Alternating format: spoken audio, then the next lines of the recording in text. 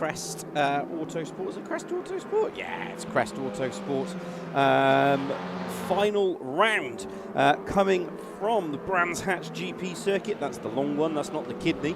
I'll be here with you. I am your commentator. That is me, Andy Pawley. I will be here. I've got a lot less hair now, actually. I've got a lot more hair, actually. I'll be here with you up until around 11 tonight, and I will be with you through the whole proceeding. So get yourself involved, get yourself on the chat, come and say hi. We are a friendly bunch. Right, we are at round 8. That's the final round. We were meant to be at Poe, but we're not because they race room haven't released the circuit. So we are at Brands Hatch GP at the World Touring Car Challenge, the WTCC. If you're interested, there's the cars that we currently run: the Link, the Hyundai, the Honda, the Cupra, the Audi, and the Alfa. All different in different ways. The Audi's the best all-rounder.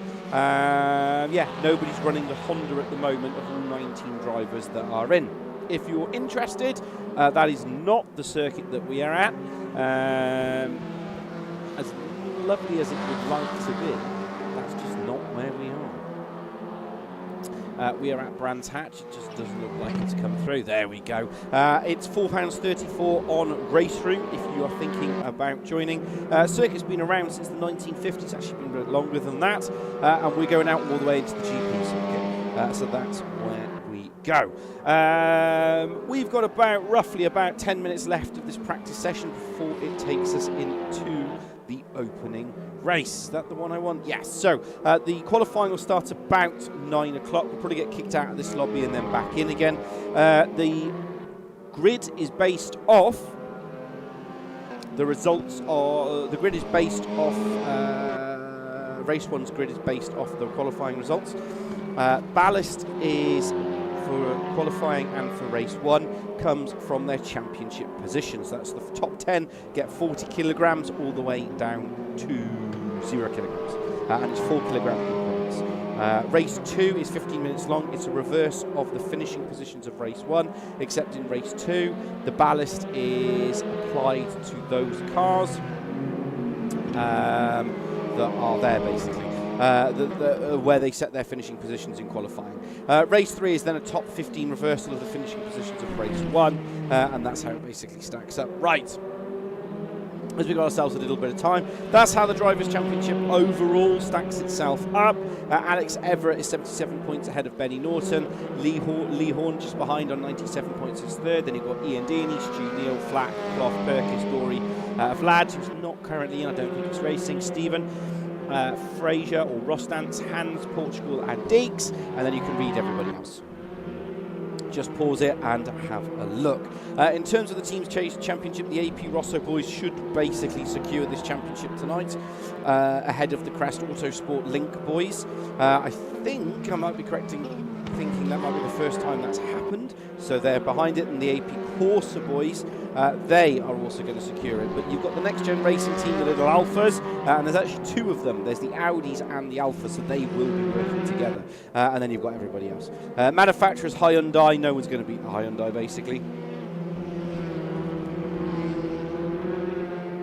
They are top of the tree, and yeah, they'll take it basically. Right, this is where it gets important. The CA1, CA2 and CA3 categories.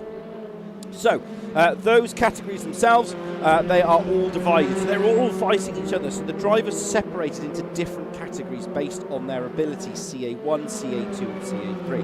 So CA1, Alex Everett is leading, according to this, by 54 points. Don't know why that's 54 and the other one's 77. I have no idea. Someone will probably tell me and come back on stream. 713 against 363. Oh, I don't know. Maybe this one's been adjusted for drop scores. I don't know. I'll find out. So someone will tell me at some point. So essentially, Alex Everett is only 54 points behind in the CA1 category of Benny Norton. So Benny Norton can win the CA category, but he cannot win the overall standings, and that's the difference. So that's going to be very, very tricky. Lee Horn's just behind, Stu Neal's just behind him, and Poddy Flack is down in 5th. Then you've got Cloughy, Deaney, Perkis, Dory, and Vlad Thatcher. Right, CA2, you've got Paul Hans, who's currently in 14th, and Stevens down in 16th. So yeah, Paul Hans could actually pip Stephen to to the pipe right at the end of this, especially if Paul can get himself into 10th position and get an absolute stellar job of more points. Rodrigo Portugal is currently in 10th position. He has that ability, but again, he's had a couple of penalties through the season, so that might hamper him out. And then you've got Deeks, Remo Schneider, and then Boki is back for this race. CA3 is Carl Smith, Gabriel Lopez, and Anastasios. Anastasios isn't racing. I don't think he's going to turn up. As a result, he's not in this. So Gabriel Lopez and Carl Smith are going to be battling it out. Carl Smith is 18th. And Gabriel Lopez is 17th. The points difference is 35. If they keep finishing, then Carl Smith should take this, really. So, the key battles we've got to watch out for tonight is where Alex Everett finishes. He is carrying maximum ballast at the moment. He's got 40 kilograms on board that car as it stands. Now, Benny Norton's his nearest rival. He's currently down in 5th. Stu Neal's in 4th and Cloughy's in 1st. So do I think there's going to be team playing? 100% there's going to be team playing through the entire field. I've already seen it in the opening practice sessions. I've seen the Next Gen boys are now working together, and I think their game plan is to basically get Lee ahead of Benny Norton, because the problem Stu Neal has, or the problem Lee Horn has, is Stu Neal down in 4th position in the CA1 category is not that far ahead. So Lee can't afford to have too much messing about, because he will lose out to Stu Neal, and that's going to be a problem. Alex Everett, like I said, in the CA1, he's 54 points ahead in the categories, but he's 77 points ahead in the overall championship. So he should win the overall championships. Benny Norton, I think he's going to come in second. I think it's too much of an ask to close that gap for 54. It is possible. It's not that far away. You only have to outscore him really by 20 points on each round. Do I think that's possible? It's going to be a very, very tall order. Don't forget, you get a point for fastest lap in qualifying, and then there's 3 additional fastest lap points through the season. So, yeah, it's going to be very, very tricky, I think, for him to overhaul that points. But like I said last week, if these teams are as they are next season, I don't think Everett's going to win it. Perfectly honest, I think it's going to be somebody else who'll put it in, because they've been chasing him down. As the milestone of this league for a long time, they've been chasing him down. CA2, it's going to be Stephen, because realistically, Stephen's nearest rival is just not, well, I say that. Stephen's got to pick up the pace somewhere. Now, I did see in practice that Nigel Stock, down in 14th, was helping Stephen in 16th at one point. Now, they still might be helping each other now. There's Stephen going around. He's going around on his own. He really needs Nigel to give him a helping hand. He's overdriving the car again. So that's the problem he's going to have. CA2, I think it's Carl's really to win this now. Where Gabriel Lopez is in 17th and Carl Smith is in 18th, the points difference is not enough. Unless one of them gets himself up into 10th, or has a DNF or something like that, you know, the 4 wheels fall off the wagon. It is possible. I don't think it's going to happen realistically. I think they're going to struggle from that position. So, yeah, it's all to play for, really. Yeah, it's going to be tight. It's going to be very, very tight at the top. I'm not sure why it's saying it's 2 hours, 14 minutes from any of the practice session. We should be going into the qualifying session shortly. So, yeah. And that's where it stands out, basically. So Michael Clough is in 1st, Alex Everett is currently 2nd fastest, Ross Dance is 3rd, Neil is 4th, Benny is 5th, Ian Dearney, he's down in 16th, Dory's in 17th, so it's going to be quite interesting. Lloyd, nice to see you on stream, Lloyd. Lloyd, nice to see you again, I've seen you before. Hope everything's well. Give us your predictions.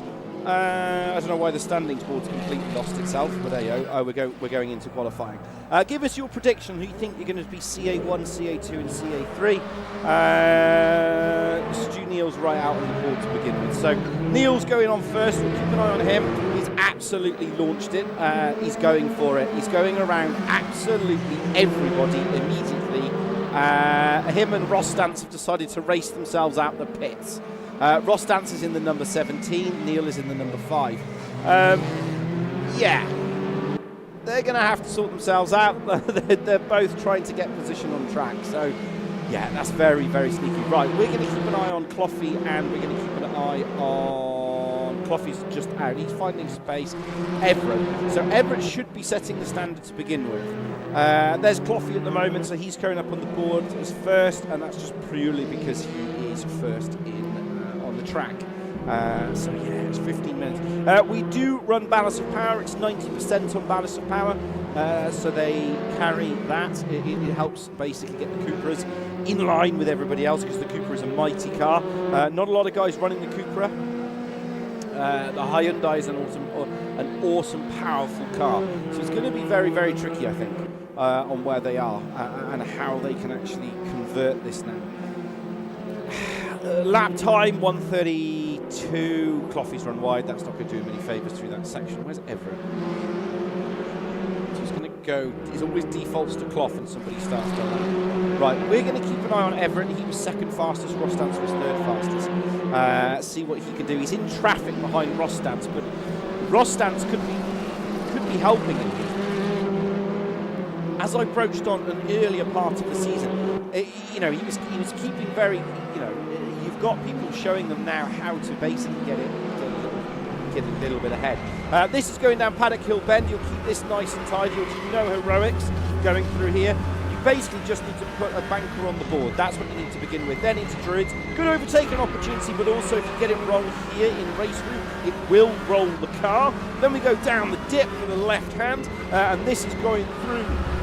I forgot the guy's name, but it is there what it is. And then we're going up to Surtees. This is one of the longest left-hand corners on a lot of the race circuits. It just keeps going and going and going and going, and it's a continuous left-hand corner up over into Hawthorns then. And he'll be getting a little bit of a tow from Rostance. He's in the bright yellow DHL Audi just ahead. Stu Neal's currently showing fastest on the board, so we'll keep an eye on him. He's getting a tow from Rostance in that 17th. Sorry, it was Alex Ward, I think. That was behind him. Where's Alex Ward? Yeah, it was Alex Ward who is giving Everett a lovely little tow, and Rostance is giving Neal a tow. Whether they're meant to be giving each other a tow is a different question, but that's what's happening. Through the left-hander he goes. Needs to keep it nice and tidy out of Sterling's. No heroics down into clearways now. He's coming up on the board as fastest in Sector 1, fastest in Sector 2. He will be, because there's nobody else really going any faster in those sectors. As he comes up now, back on to the start-finish straight. This should be a 1:32 mid. No, it's a 1:33.4. Do I think it's fast enough? No, I don't. I am expecting a faster time. Alex Everett, a 1:32.9. I did see in free practice, Cloughy was the fastest by a mile. He was 0.2 of a second faster than Alex Everett. So that's who I'm expecting to be on pole position. We don't know the fuel loads. We don't know what they've set themselves up for 1 or 2 laps. Bokey's got himself currently in 4th.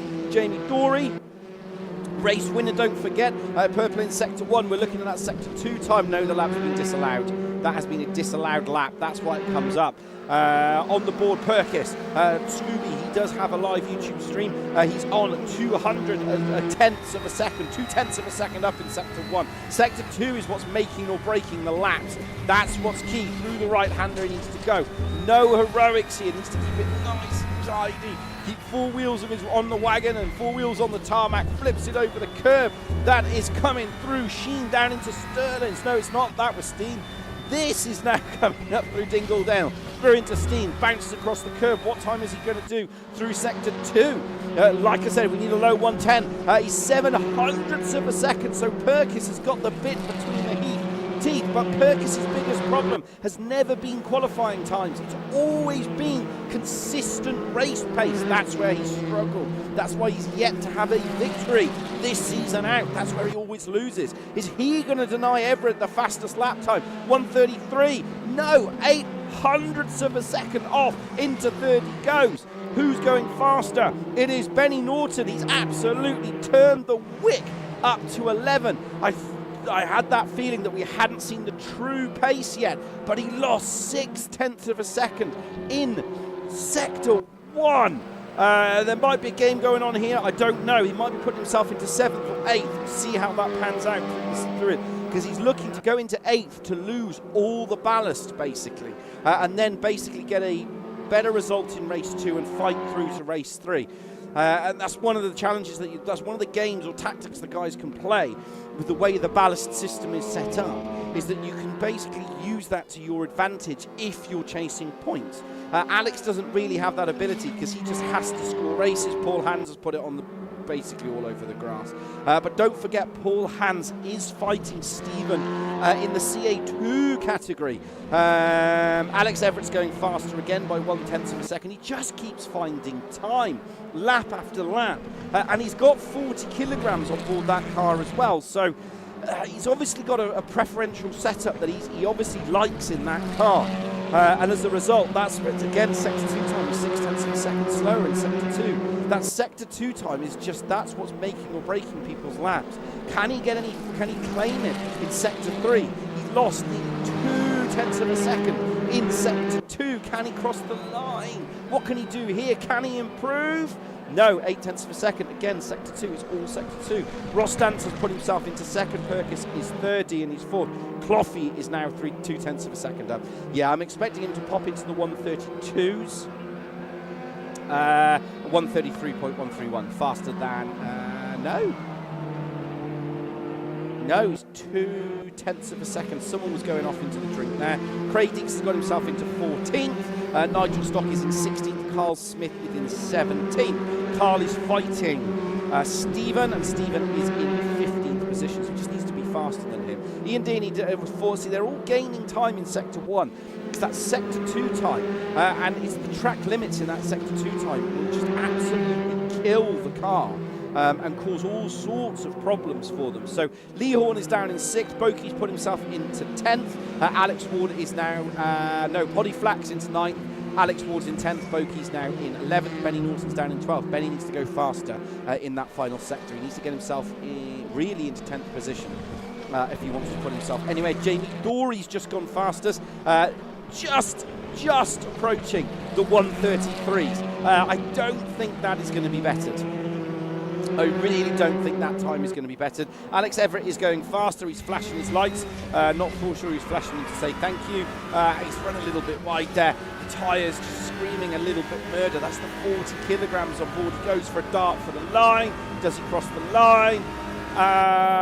Yes. No. Yes. No, 132.855. The last lap was disallowed. So these two are racing each other, or they're working together. Jamie Dory, is that Perkis? No, that's going to be Ian Deaney. I don't know who that is. They've all got the same numbers on the car. That's Jamie Dory. He's down in sector 1. He's going to run. See, that's the problem when you follow somebody through. He's managed to keep that sector 1 time up, but he's 2/10 up. He's 2/10 up in sector 2. So that's going to be basically a no-brainer. He's not going to really improve, I don't think, from that position. He is fastest on a 133.021, so he will take the fastest point if he can maintain this for the next 6 minutes. And there's Rostance absolutely pushing it out of the lap time. There goes Everett as well.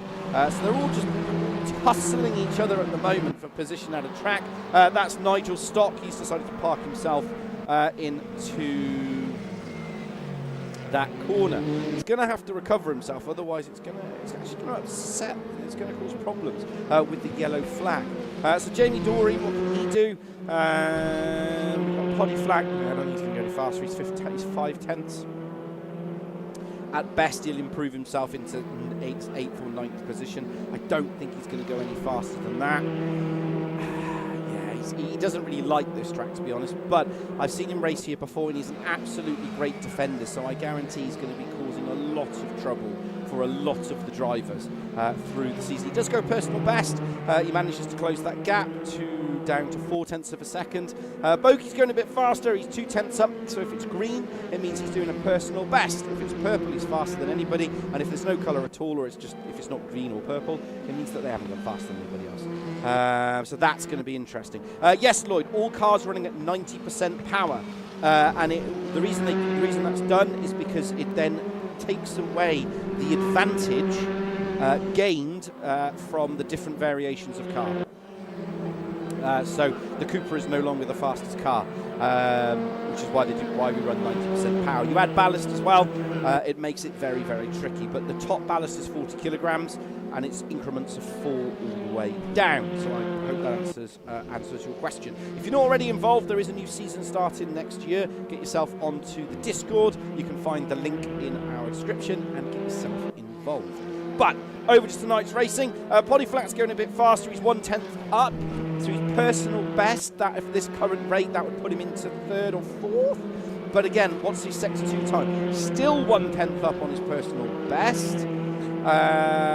So he could go a little bit faster if he can push it. So he is green in Sector 2. He's 1/10 off fastest lap time as it currently stands. If he can keep this up, he should pop himself somewhere into 3rd position. Can he cross the line? 1:33. Yeah, puts himself into 3rd. And he's actually the fastest driver in Sector 2 by 1/1000th of a second. So he's faster than anybody in that sector. So he takes that priority at the moment. That's popped him into 3rd. Jamie Dory's in 1st, followed by Everett, Flack, Rostance, Clough, Perkis, Neil, and Deeney, who we're watching. Deeney was early, had some early pace. But he's struggled in that Sector 2. Norton's got himself up into 9th above Lee Horn, who's in 10th. But don't forget, Lee Horn is one of the next gen boys. And his teammates are basically scattered through the field as well. So that's going to make it interesting as they're all battling each other. As we watch Ian Deeney now, what can he do? He's 3/10 up in that sector. Riding on board with him now as he comes down the start-finish straight up to Paddock Hill Bend. Do I think he's going to go any faster? No, he pops himself into 8th, and that's where he currently is, and then bins it going into the corner. And yeah, anyone makes a mistake through there, and that's game over, it's curtains. Jamie Dory, fastest man on track at the moment with provisional pole with 2 minutes 35. You've got with a 1 minute 33 lap, unless you are on a lap, or about to start a lap, you won't get another go round. And Jamie Dory should take pole position and add one. Alex Everett, Podiflat's got in the pit, so unless he's going to start coming out, I don't think he's going to do anything. Alex Ward, he's in the 32 bright yellow Audi. His teammate is Rostance in the 17. Next Gen Racing boys. So there's a lot of Next Gen boys in here, so they're all basically working together at the moment. Well, they should be, but I don't think they really are. What can Alex Ward do? He's 1/10 up. If he can carry this pace on, he's going to pop himself into 3rd to 4th place, which will be right next to the other bright yellow DHL Audi. So he should get the last lap. He's going to be the last driver across the line. There's Everett, who's got Rostance behind him. He's not going any faster. Everett is not going any faster as it stands. Where is our man Alex Ward? He won't get another lap. He won't get another lap at a 1:27 unless he can absolutely extract the maximum out of this car. He will not get another lap out of that. Rostance is fastest in Sector 2, but he won't make up enough time. So he's getting a lovely tow from Alex Everett. And that should put him on fastest time. So Alex Everett, be interesting to know if Alex Everett and Rostance were working together there.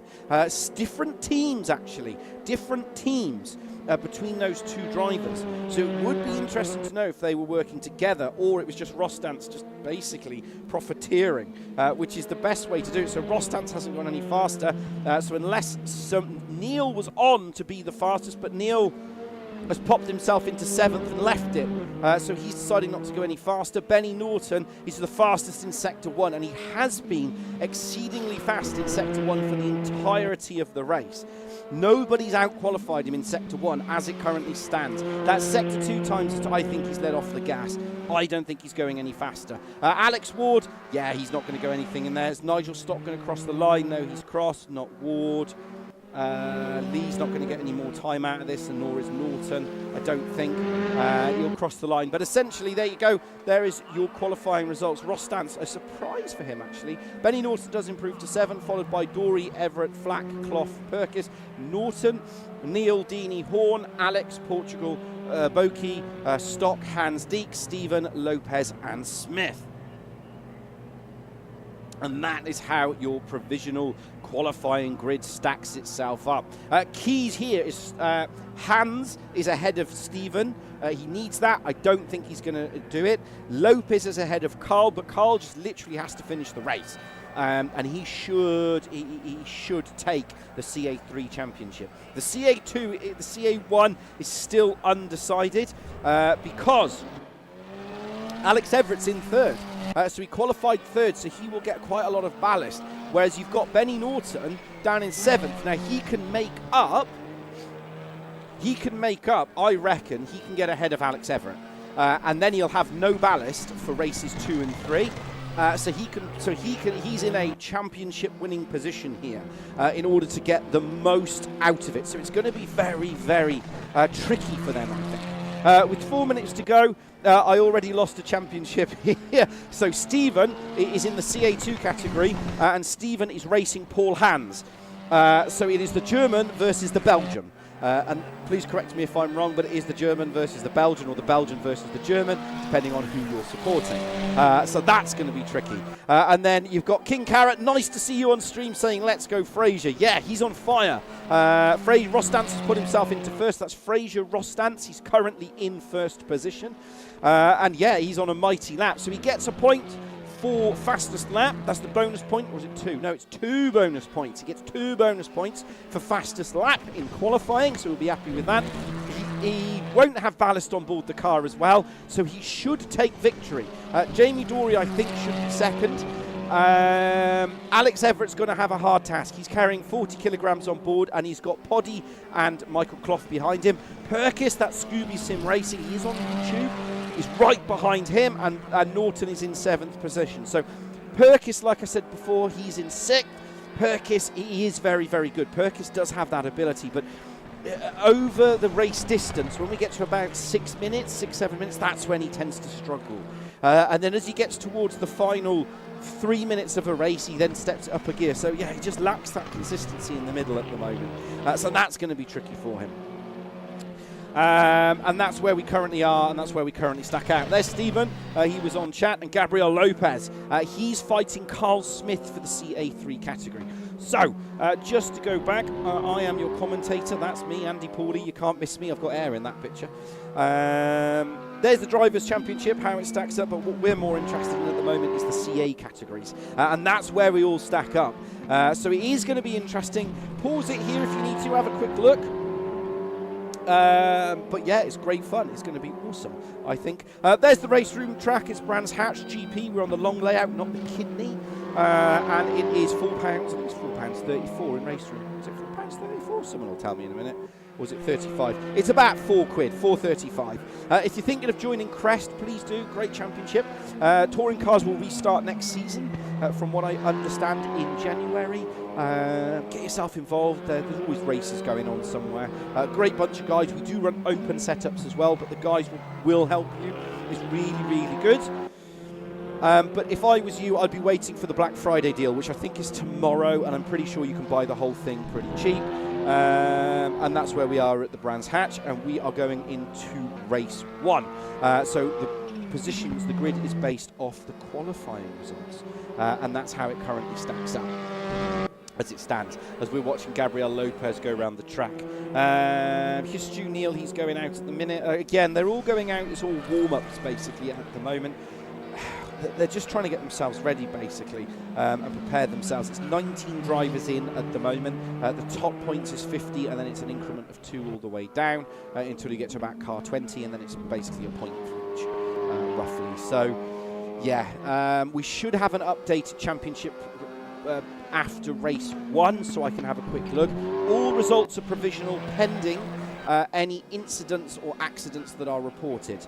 So then they have the provisional results, and then there's any confirmed results. But in general, no one tends, unless it's really bad, nobody tends to submit anything after the final race, because otherwise, yeah, it can get a bit tricky, because it's like, well, if I submit, then I can get some championship points, and I can technically win. So unless it's a pretty hawky-balky, I don't think they're really going to do it. So I'm pretty confident with what we see is what we'll get. Right, as we get ready for the 20 minutes, and then we'll have the 1 minute in the garage. Where is my 50p? Who do I think my 50p is going to be on? Who do I think my 50p is going to be on? It's a tough one, really. It's a tough one. I think Rostance is going to take race 1. I do think that's going to be a done deal. Unless Jamie Dorey can turn up and ruin the party, I think he's going to be able to do that. Race 2 depends where they finish. CA1, I still think Everett's going to win it. I think it's a tall order for Benny Norton to take the category. I think Alex has won the overall driving championship. I don't think anyone's going to rival him for that. CA2, I still think, Steve, I know you're on here, Stephen. I think you've got that one in the bag. You just need to not have any. Basically, you just need to stay out of trouble. Race hard, stay out of trouble, get a good result in race 2, try and get into top 10, and just take the results. Or race 3, try and get top 15, and then just disappear at the front. CA3, I think, is Carl Smith's. That's how I put my 50p. Right, here we go. Race 1, 15 minutes. All the times are on the board. Keep an eye out. Who is going to be leading into the opening corner? Is it going to be Rostance? Is he going to take it? Watch the lights, and it's away we go. And nobody's had a false start at the moment. Jamie Dorey has had the perfect start. Has he got alongside Rostance into the first corner? Yes, he has. They're side by side, 2 by 2 as they come down through Paddock Hill Bend into Druids. They're all sorting themselves out at the moment. There's no big accidents, but Rostance is on the outside into Druids.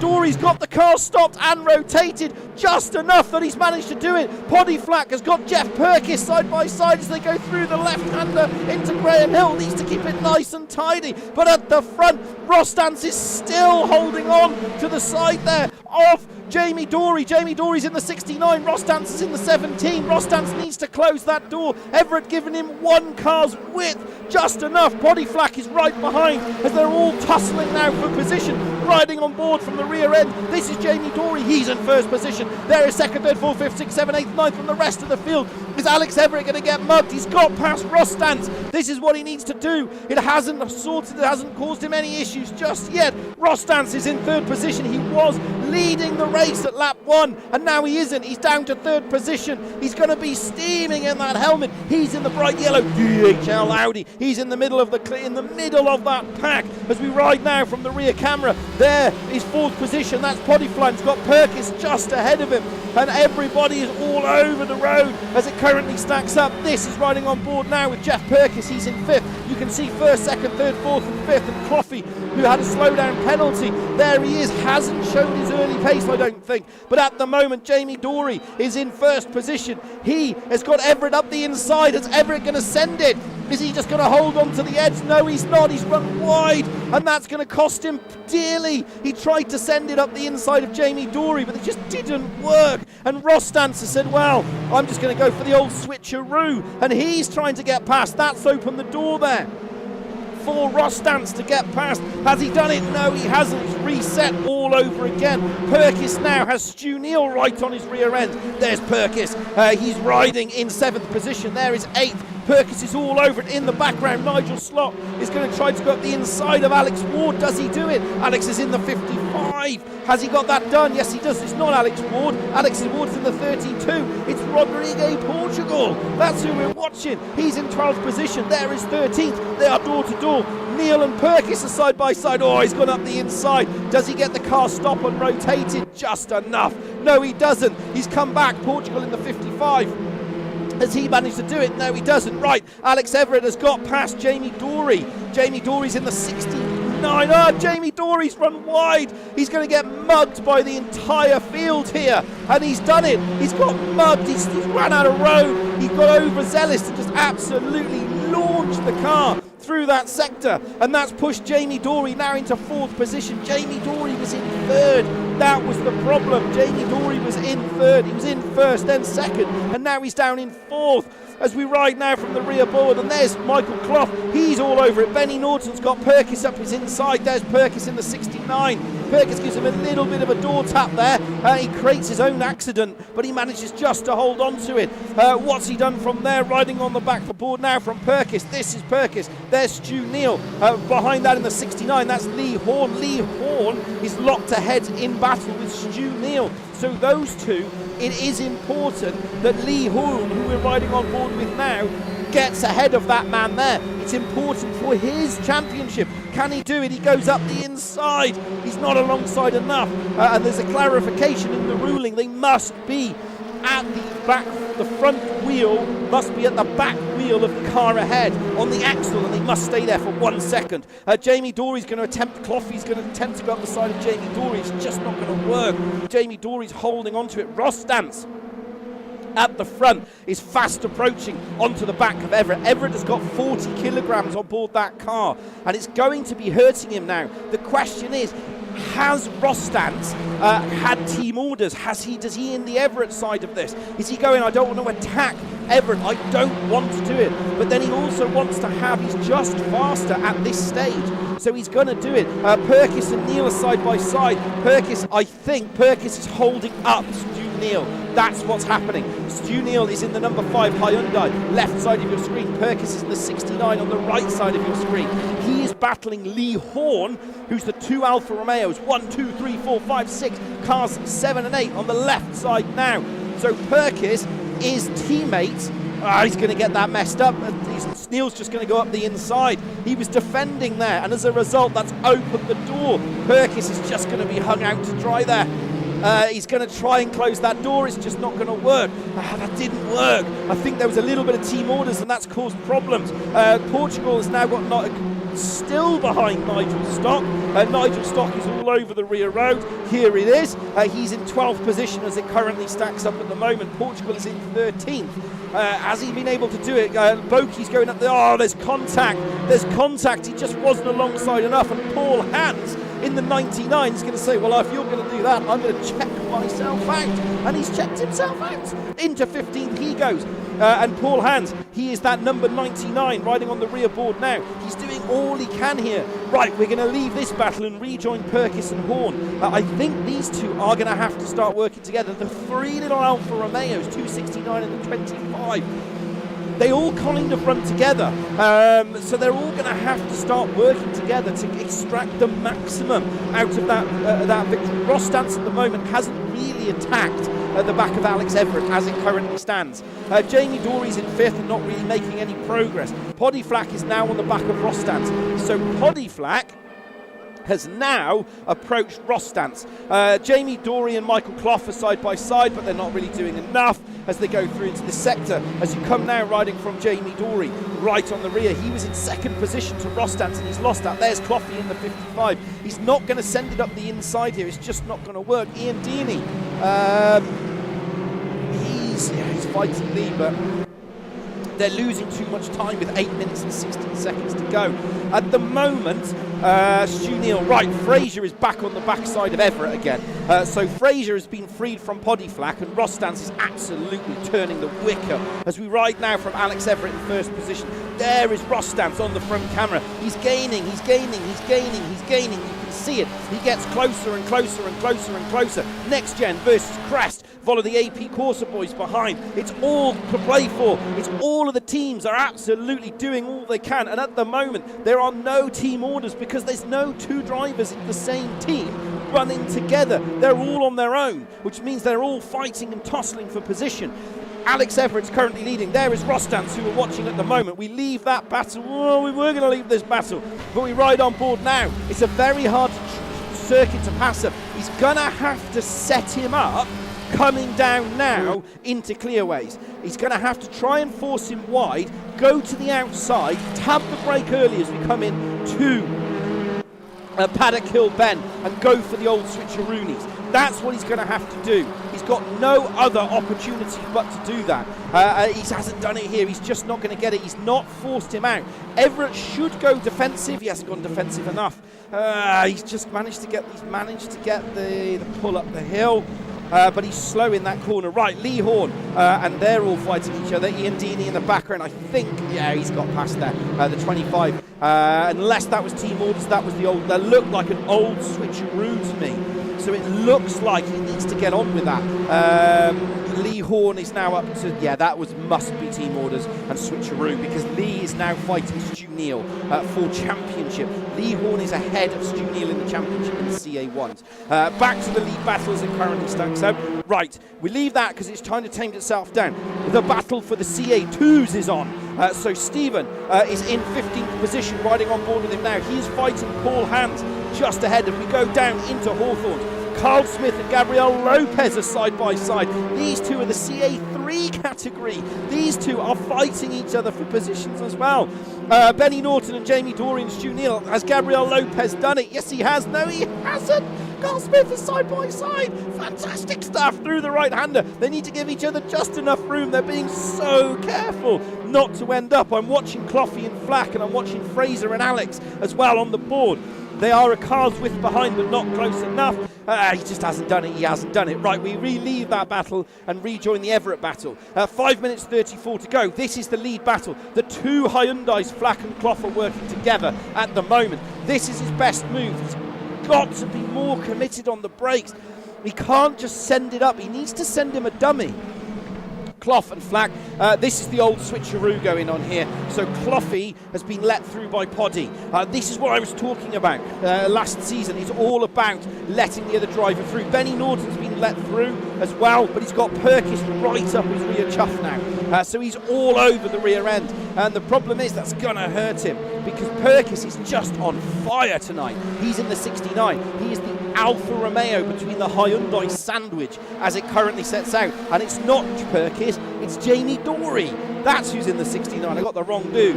Sorry about that, Perkis, and sorry about that, Dorey, but they are absolutely nose to tail. Watching the lead battle of Ross Stanson just got a penalty as we ride on board now with Ian Deeney. Not Ian Deeney, as we ride on board now with Stu Neal. He's right at the back of this entire battle for Dorey and Norton. Stu Neal needs to keep Dorey occupied for this section of the race so we can get maximum points as it stands. Ross Stance, he's just been there. It's such a hard track. There is first, second, third and fourth. At the moment, Everett is just absolutely all over the road and he's only pumping out 133, 102. Poddy Flack currently holds the fastest lap at a 132, 849. He's the fastest driver on track at the moment. Stu Neal is on the back now of Jamie Dorey. I'll keep an eye on that lead battle as it progresses. This is the battle for 7th position. In 7th position, that is Stu Neal riding on board with him now. What can he do here? Alex Ford slow down penalty. Oh, he's run wide. Jamie Dorey using all of the available track. He paid for it in race room, so he says, I'm going to use it all. This is an Alfa Romeo sandwich. He is the burger between the buns. The question is he going to add any sauce to this? We'll find out in 3 minutes, 32 seconds to go. Michael Clough is now on the back of Ross Stance. Ross Stance had that slow down penalty. If Ross Stance gets passed by Clough, this is second and third, Everett will lose that position, I believe, because Clough is just fast at the moment. He's absolutely flying as it stands. He's just set the fastest lap as a 132.849. Right, Benny Norton has got Jamie Dorey right up his rear chaff. There's Jamie Dorey. He's in the 69. Behind that is Stu Neal, and he's just he's going for it. Dorey's going for it. Is he alongside? No, he isn't. He's not alongside. So in terms of the rules, that is allowed. That was the ruling. The ruling is you have to be an axle plus a second alongside, and Jamie Dorey wasn't, and as a result he had to back out from the move. He didn't have a choice, and that's cost him a position to Stu Neal. Right, Ross Stance is right on the rear end, 2 minutes 33 to go. He'll have at best 2 laps, 2 opportunities to do this. Otherwise, he's going to lose out to Clough. Clough is just mighty in that final sector. And I think Everett will secure this purely because Ross Stance has run wide. That's going to compromise his exit speed. Does that allow? He's gone defensive. Clough is going to go round the outside. He's alongside, and we're looking at the rear axle. That's what's important. It's all about that rear axle. It was clarified by the stewards opening into this race. That's what I'm talking about. And I'll go through that within race 2 and race 3. Between races 1 and race 2, and as of the moment they are just so nose to tail. The rest of the field is kind of spread out. Benny Norton's in 4th. I think Poddy will let him through into 5th position. I think we'll see the old switcheroo at some point because you've got a Hyundai, followed by Michael Clough. The question is, Cloughy is just on fire. He's got himself up into a podium position. Jamie Dorey is right on the back of Stu Neal. He's going to try and push it. The question is, can he go any further? Can he do anything from here? Is he able to hold on to that position? I don't think he is. I just don't think he's going to have that ability. He's going to have to send it up the inside. If he doesn't send it up the inside, he's just not going to get it. 1 lap to go.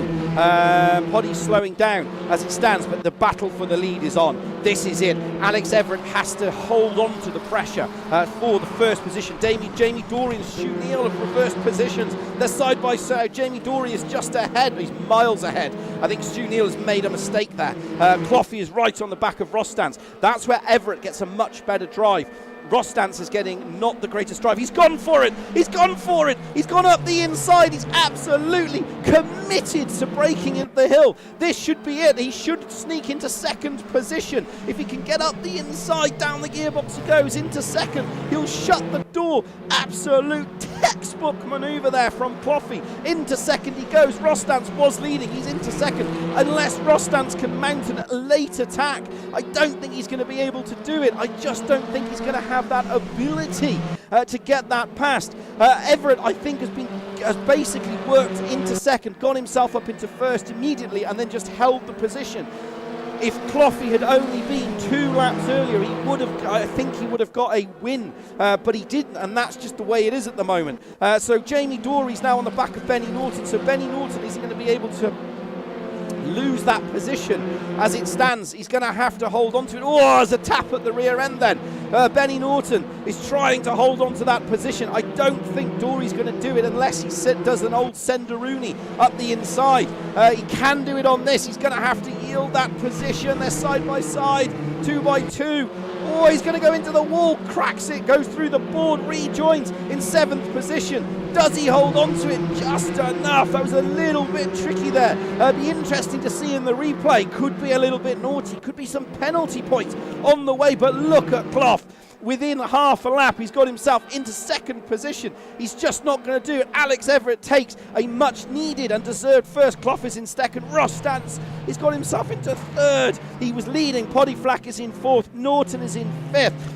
But that last manoeuvre, like we saw, it'd be interesting to see on the replay because if there was contact between those 2 drivers, there could be a penalty because he was further ahead than the axle. So, yeah, that's going to be very, very tricky. Be interesting to see if that's submitted, to be honest. But, yeah, if it is, then in my understanding of the rules and regulations, it will be a penalty. And it will be a 2-point penalty because it's 1 position lost, and the difference is 2 points. Alex Everett's your race winner, so he'll rack up another 50 points. Michael Clough, he will get a 2 points for fastest lap, plus he comes in second. Rostance was in third. Flack is in fourth, Norton's in fifth, Neal is in sixth, Deeney seventh, Horn, Dorey, Perkis, Ward, Portugal, Hans, Bokey's in 14th, Steve is in 15th. Where's Steve? See, Hans is in 13th. Hans and Steve, that's 4 points difference, I think, in my math. Then you've got Stock and the rest of the field. We've got fail skills. Paul Hans is number 1. So he's number 1. Yeah, he is. He is actually ahead. He's ahead of Stephen, which is important, which is very, very important. Right, while they sort themselves up, hey, welcome back to the commentary box. This is my last time in the commentary box for this season. We will see if I get picked up for a second season. So if you've liked what you've seen so far this season, if you haven't watched it, go back and watch it. Just lend your support and say, yeah, we definitely want you to come back. If not, I won't come back. We'll see how that pans out. Right, what a race. Alex Everett doing all he needs to do there. If he hadn't got past Dorey and Rostance in the opening lap, I don't think he would have finished first, if I'm completely honest. I think he would have finished somewhere down fourth. The big talking point for me is that Benny Norton and Jamie Dorey move. The first one, Dorey wasn't just... Dorey, according that I could see on screen, wasn't far enough. He wasn't far enough ahead. Second time, he was past the B pillar. So, yeah, well, it's not the B pillar, it's axle to axle. It's where the rear axle of the defending car, the attacking car, has to be in line or ahead and has to stay there for 1 second. I'd have to check the entire ruling because there is quite a big ruling on it. If I go into here, and this is what's going to make it tricky, because it's all going to come down to where is it in here? If you're actually on our Discord and you go to broadcast, or is it password? It's passwords, you might not have access. So the way that the ruling has been done is, once you're fulfilled, you must be... So basically, it has to be side by side. So alongside, not alongside. If the attacking driver, once your front axle is level, in front of the defending driver's rear axle, this is when you are declared alongside, which that incident, the first incident, he wasn't alongside. The second incident, I would say he was, from the camera angle that we saw. You must be there for 1 second. This is to allow the driver alongside to react to you being there, and it must be expired and you have fulfilled. The overtaking and the defending car should provide racing room. And that's the image that's been given. So you can't see it. If you're on our Discord, you can probably go in and see it. So that's what's going to make it tricky.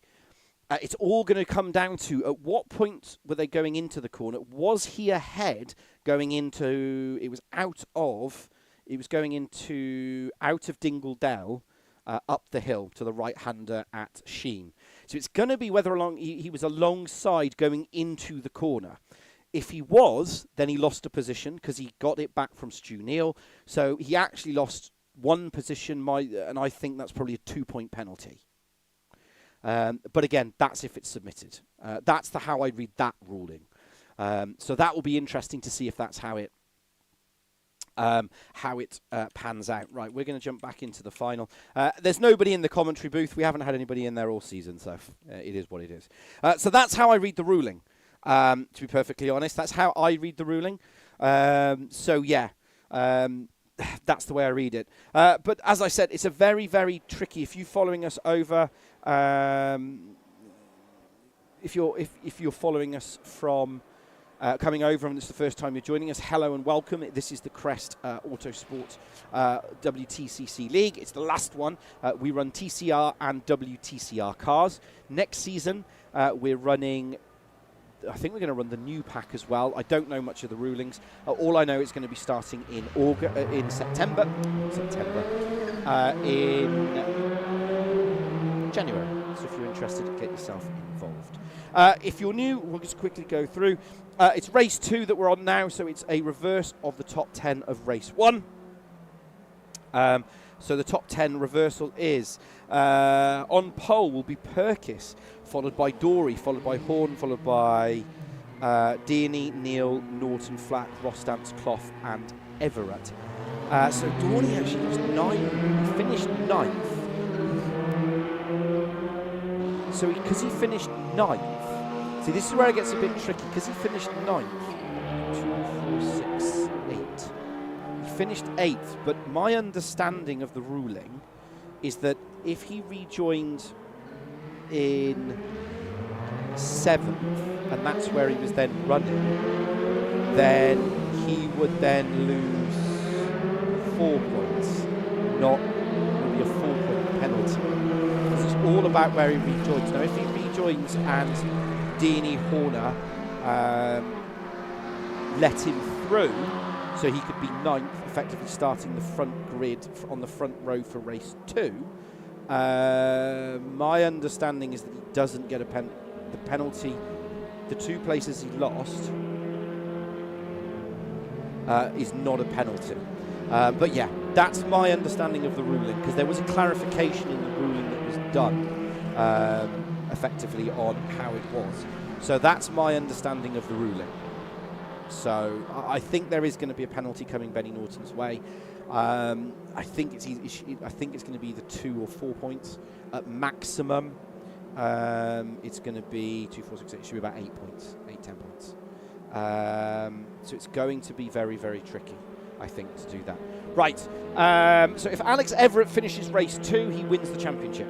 I've just had some information coming up on board. So if he wins the if Everett just has to finish the race and he wins the championship. But it goes down to the final 2 races, and this is what I was saying last season. Once I've started, towards the middle of the season. Everett has just been very consistent. So if he does take the win, take the championship and win 2, he's just been very, very consistent through the whole of the season. And that's what's going to secure him victory.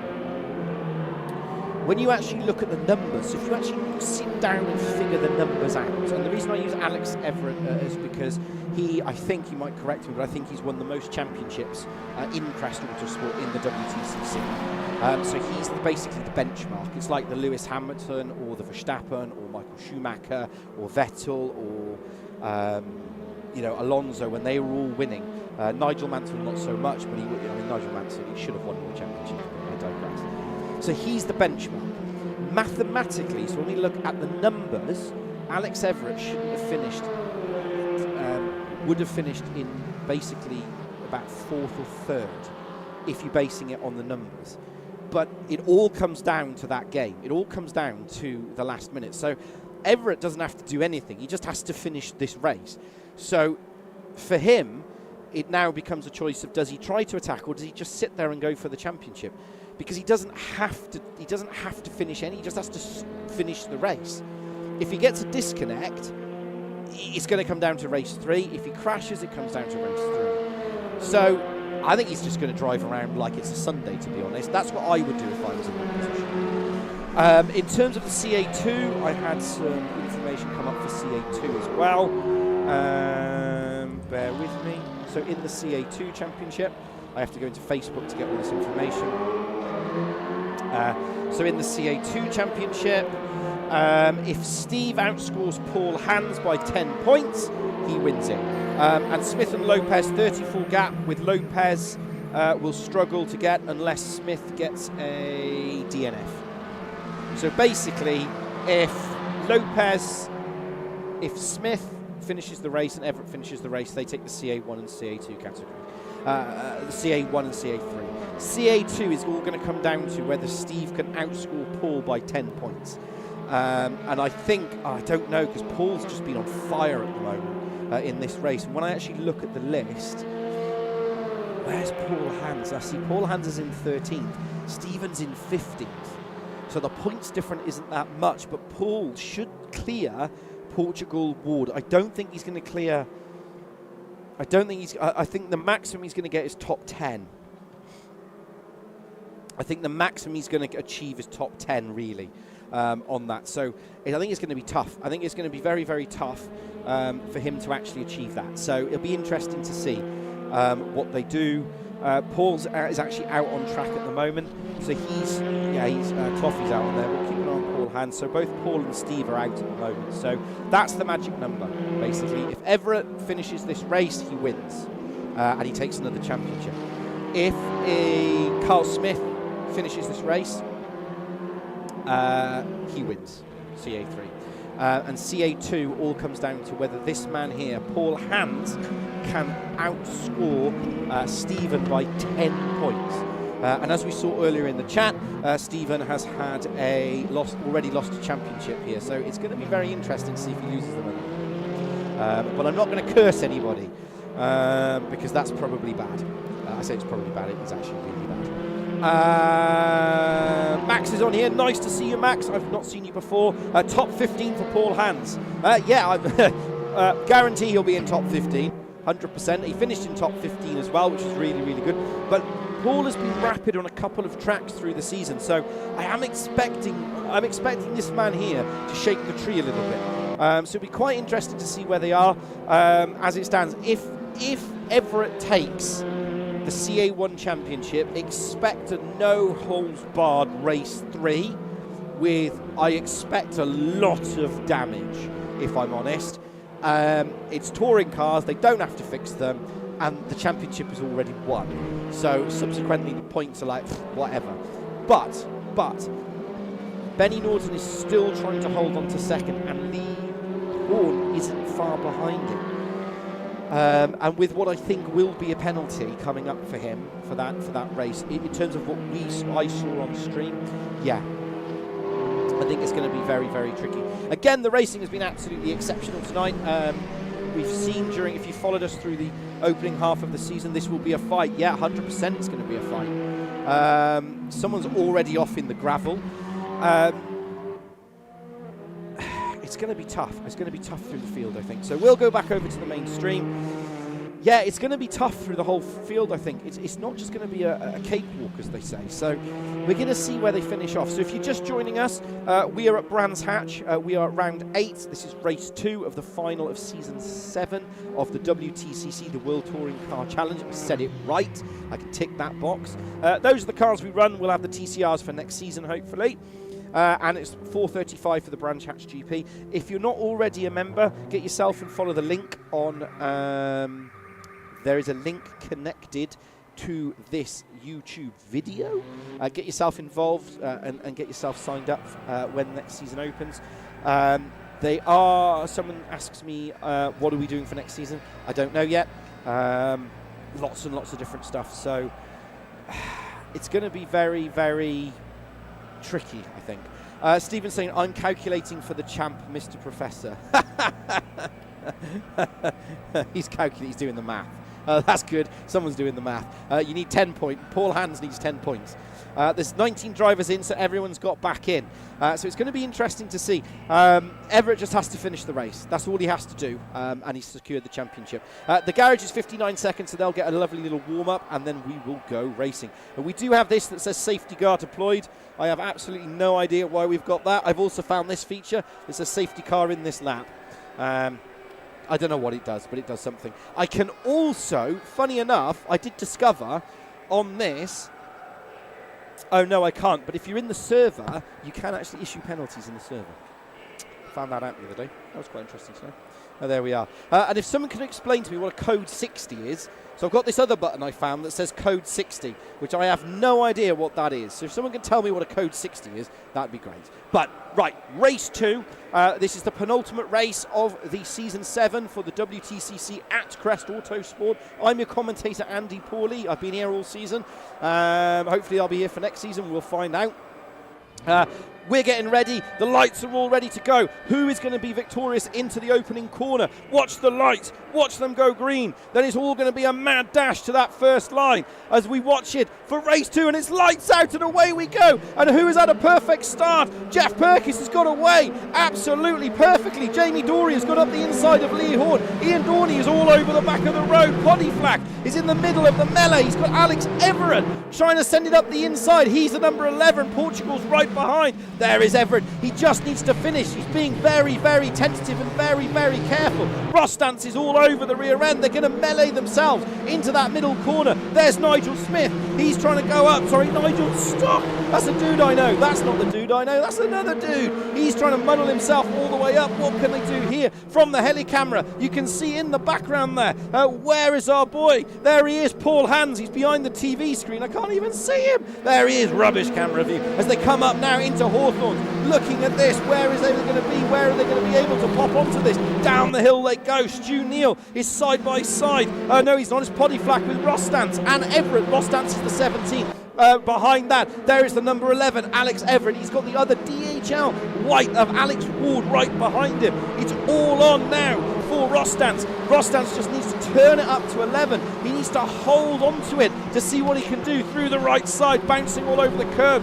Has he been able to do it? Lee Horn is on the back of Perkis at the front. Perkis lost out that opportunity to have a race victory. Is Perkis going to be gifted one? There's Portugal. Hans is now up to 12th. Stevens in 16th. This isn't good. 2-4-6-8. That's an 8-point difference. So it's on. It's on. Lee Horn and Perkis are side by side. Lee Horn's on the left. Perkis is on the right. Behind that, can he do this? Riding from the rear camera now. He's got it all over the board. No, he hasn't. Yes, he has. He's sliding all over. Has he done it? Yes, he has. He's got the position. Fantastic stuff. Perkis is right behind. It's Alpha, Alpha, Alpha. Then you've got the Hyundai, Hyundai, Hyundai, Hyundai. It's Alfa Romeo versus Hyundai. Look at them. It's 4 and 4. They just look like they've all gone down there. Absolutely sensational stuff. 12 minutes 54 to go. Down now as he comes through. Oh, Rostance is all over the board. Has he broken the wheels? Has he broken the car? I think he's busted. He's either busted or he's lost speed. Are all 4 wheels pointing on his wagon? Let's have a little look. They're all pointing, but he's lost a lot of time. That's absolutely cost him dearly. Alex Ward, but Stu Neal is now, he's the first of the Hyundais to try and go up the inside of the Alfa Romeo. There is the Alfa Romeo. This is Ian Deeney. He's in 4th position. It's Alfa, top 4 position, Alfa Romeo. The next 4 position, Hyundai. And they're all 5s. It's 555 plus 1. Fantastic stuff. Will they get there? Will it be a Hyundai? It is all now Hyundai versus Alfa Romeo for the teams. They're absolutely pushing the limit. I also believe that it will be one of the first times Crest Autosport hasn't won the team's championship at this rate. Perkis hasn't given up. Perkis, he's in 2nd position. He is fighting the man ahead. As we go down to the front camera view, love this camera view. You can see he's gaining. Riding back now from Lee Horn. He's in 1st position. Whoa, he's so close, you can read it. There's another car going up the inside. That's just not going to work through there, Dory. You're just not going to get through there. You've got to be a bit more tactical. That's put Ian Dearney into position. There he is in the 25. It's effectively 4 next-gen boys versus 4 AP Corsa boys. And then you've got the 2, Everett's just kind of on his own in the middle in 9th. And then you've got the 2 bright yellow Alfa Romeo Audis. All together, it's team versus team with a man on his own, followed by a team. Sensational stuff. Alex Everett's going to go up the inside. He's alongside. Does he leave him enough room? Just enough, but he's carrying ballast on board, so he's going to have to tab the brakes slightly.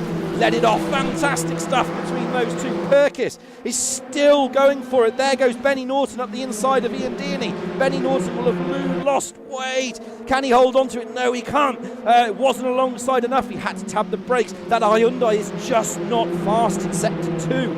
That's his problem. Sector 2 is where he's losing all that time. And that's what's going to cost him, I think. That's what's going to cost him. Gabriel Lopez. Oh, Gabriel Lopez hit Bokey. He's off. Carl Smith should do this now. Carl Smith is basically going to win the CA2. Nigel Stock's in on the back of Craig Deeks. This is 15th and 16th. I am watching the battle for 4th and 6th as well. This is the one all the way back in 16th position. Has he done anything? Nigel Stock should get past the man ahead. Jamie Dory is side by side with Ian Deaney. They are the 2nd pair of Alfa Romeos. The 25 and the 69. Can Ian Deaney go up the inside? Do these 2 come together? They leave just enough room. Sensational. Perkis is on a mission. Ian Deaney's going to go up the inside. Can he get the car stopped? Can he get it rotated just enough? Brilliant stuff. There goes Ian Deaney. His next attacker, there's Jamie Dory. We're riding on board now with Ian Deaney, sorry. There's Jamie Dory. Oh, come on, cameraman. There's Jamie Dory. He's that one. He's the number 69. He's the 4th one. 1, 2, 3, 4. That one. He's that one. Right behind him is Benny Norton. Alex Everett is now side by side with Poddy Flack. He's going to try to go around the outside. He's alongside, but Everett just won't get there. He hasn't got the ballast. Is he far enough ahead? No, he's not. He's not at that rear axle. That's what we were talking about. The rear axle is the most important part of clarification in the rules. I'm glad they have clarified that, to be honest. Benny Norton has now got past Jamie Dory. Jamie Dory is right at the rear end. He's going backwards. Cloughy is now at the back of Neil, but it's Hyundai. Their Hyundais are going forward. And they're unballasted, and as a result they're just doing all they need to do. I don't think Everett's going to get through that melee. I don't think he's going to do it. Perkis now has the rear end of Deaney. This is the battle for 2nd and 3rd. Lee Horn at the front. Lee is a race winner, so he knows what he's doing. He's absolutely got away from the cars ahead. There he is in 2nd position. There is that Alex Everett has a slow down penalty. Doesn't really matter. Riding on board now with Ian Dean. He's trying to sell the dummy. Is he going to go left? Is he going to go right? Is he going to go up the inside? Perkis is, I think he's Tokyo drifting it. Sensationally eludes that position. Paul Hans is now into 12th position. Stevens up to 14th.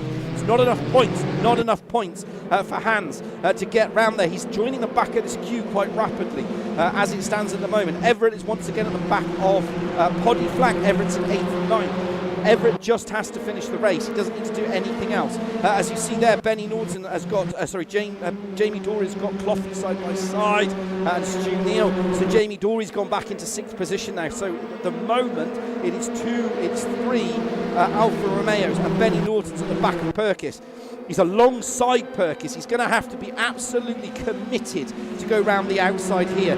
Absolutely ultimate commitment from both Perkis and Benny Norton. Absolutely sensation. Jamie Dory is going to try to go past Stu Neal, so he's run wide. Stu Neal's gone off the road, and that's allowed Perkis to slip right back up the rear end of him. He's gone through. Jamie Dory, he's alongside. He was at the P-pillar. He was alongside. That's the ruling. It's been very clearly defined in the rules. So he's going to have to hold on to that. Podiflak there is alongside as well. Yet again, he's alongside.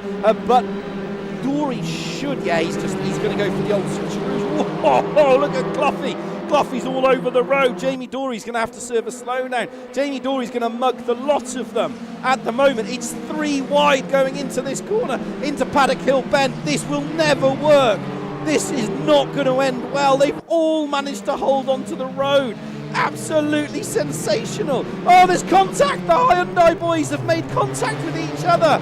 And as a result, Everett is going to sneak up the inside, but he's going to be on the outside coming down the hill. Everett's that number 11. He's the guy in the middle, Stu Neal. He went off the road. That's what kicked all of this off, was a mistake there from Stu Neal. And it's 2 by 2 as we go through into Surtees. Oh, there's a Jamie Dory. Is that Jamie Dory? Yeah, Jamie Dory was trying to send it up the inside, but he just didn't get it done. There's no untoward on that one. He's on his own. Benny Norton is at the back there. Stu Neal is into 6th. Alex Everett is in 7th. That's all he needs. Ross Stantz is up to 9th position. He's up to 9th. He's not doing very well. Podiflak's off the road again. They're just trying to hold on to it at the moment. Where is Paul Hans? So Paul Hans has been passed by Alex Ward, but Ross Stantz is on the back of Podiflak. But Poddy has raced this circuit a number of times. And Jamie Dory's just going backwards, lap after lap, corner after corner. He's properly struggling. I wonder what's going on. He must have damage to that car. Alex Ward is going to go past Jamie Dory as well. Jamie Dory is going back now, unless he's trying to gain positions at the moment, so he can be in the top position for race 3. But Paul Hans and Stephen, Paul Hans isn't enough. Stephen is right behind him. He's 3 seconds off him. There's the 99, but he's doing all he needs to do. So this is Cloughie and Neal. These two are teammates, so they're just racing each other at the moment. There's Alex Everett. He's in the championship winning position. He just has to finish the race. It emanates of when Senna and... I forgot it. I forgot his name. You know who I mean. And they took each other out. And that stupid quote, "If you don't go for a gap, I'm a racing driver," which he later admitted he basically was a stupid quote in an interview with Murray, with Murray Walker. Then they always cut that quote out. But yeah, so that was very, very tricky from that. But I don't think he's going to be able to do it. Stephen's just following him through at the moment. Alex Everett is closing in on Stu Neal. But Alex Everett just needs to finish the race. He doesn't need to go any faster. He doesn't need to do anything else. And the championship is his. And he'll hold on to it. Stephen is doing all he needs to do. At the moment, he's got Craig Deeks and Nigel Stock right behind him. But Benny Norton, Ian Dearney, this is 4 minutes 15 to go. The battle is on. Can Benny Norton get himself up into 1st or 2nd? Can he secure that 2nd place in the championship? Parrott, Prost, that was it. Prost, that was the guy. And that's where it comes up. So he tried to do that, and it just didn't work. So there's no way I think he's going to be able to get onto it. Benny Norton's he's just not going to go through there. Ian Deaney's holding on to that pressure as it stands at the moment. Perkis is on his own. He's 2 seconds behind this battle. There he is. And he's ahead of the other Hyundais who are just holding up Everett. But they're not going to get any further than that. They're all just holding on to each other now. Into 2nd, coming out of Drew as we go. This is Ross Stantz. This is the battle for 8th and 9th. Ross Stantz, who was our pole sitter in race 1, finished 3rd and is now down into 9th. He's just not been able to convert that in the second in races 1 and 2, and that's the problem Ross Stantz has had. He's just lacked that consistency, and he's been faster at that 1 lap pace. He's just fast, but he's not fast in the battles, and that's the problem. And now he's just stuck behind Podiflak. And I've watched Podiflak in other leagues, and this is one of the worst people you can get stuck by. He has the reminiscence of a classic touring car driver from the super touring car era, where he puts the car perfectly on the apex and is a fractionally slower off the accelerator, and it forces the car behind to slow down. And it's perfect. In the background, you see Alex Ward and Jamie Dory are fighting each other where he's letting pass through. So Jamie Dory's recovered up to 11th. and he's fighting, and there's Paul Hans. So Paul Hans is now on the back of Alex Ward. Stevens down in 16th. Craig Deek and Nigel Stock have cleared him. Can Paul Hans get past him? Oh, he doesn't want an accident here. 246. No, he needs to clear Jamie Dory. 246.810. He needs to get 11th. He needs to get 11th position. If Paul Hans does not clear and get to 11th, which I don't think he's going to do, he won't win the championship. He will lose it effectively on this race by 2 points.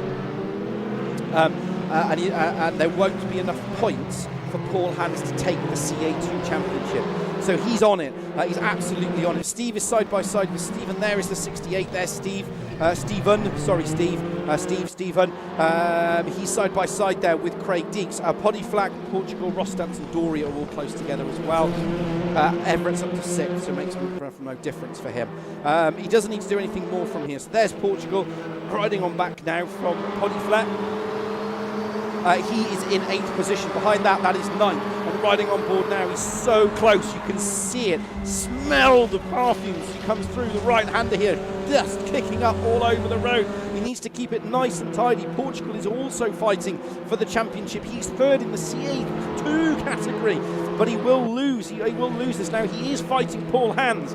So do not forget that. The 2nd place championship is up 4 grams, 1 minute and 3 seconds to go. There'll be one more lap, including this one. Does anybody run out of fuel? Will he be victorious?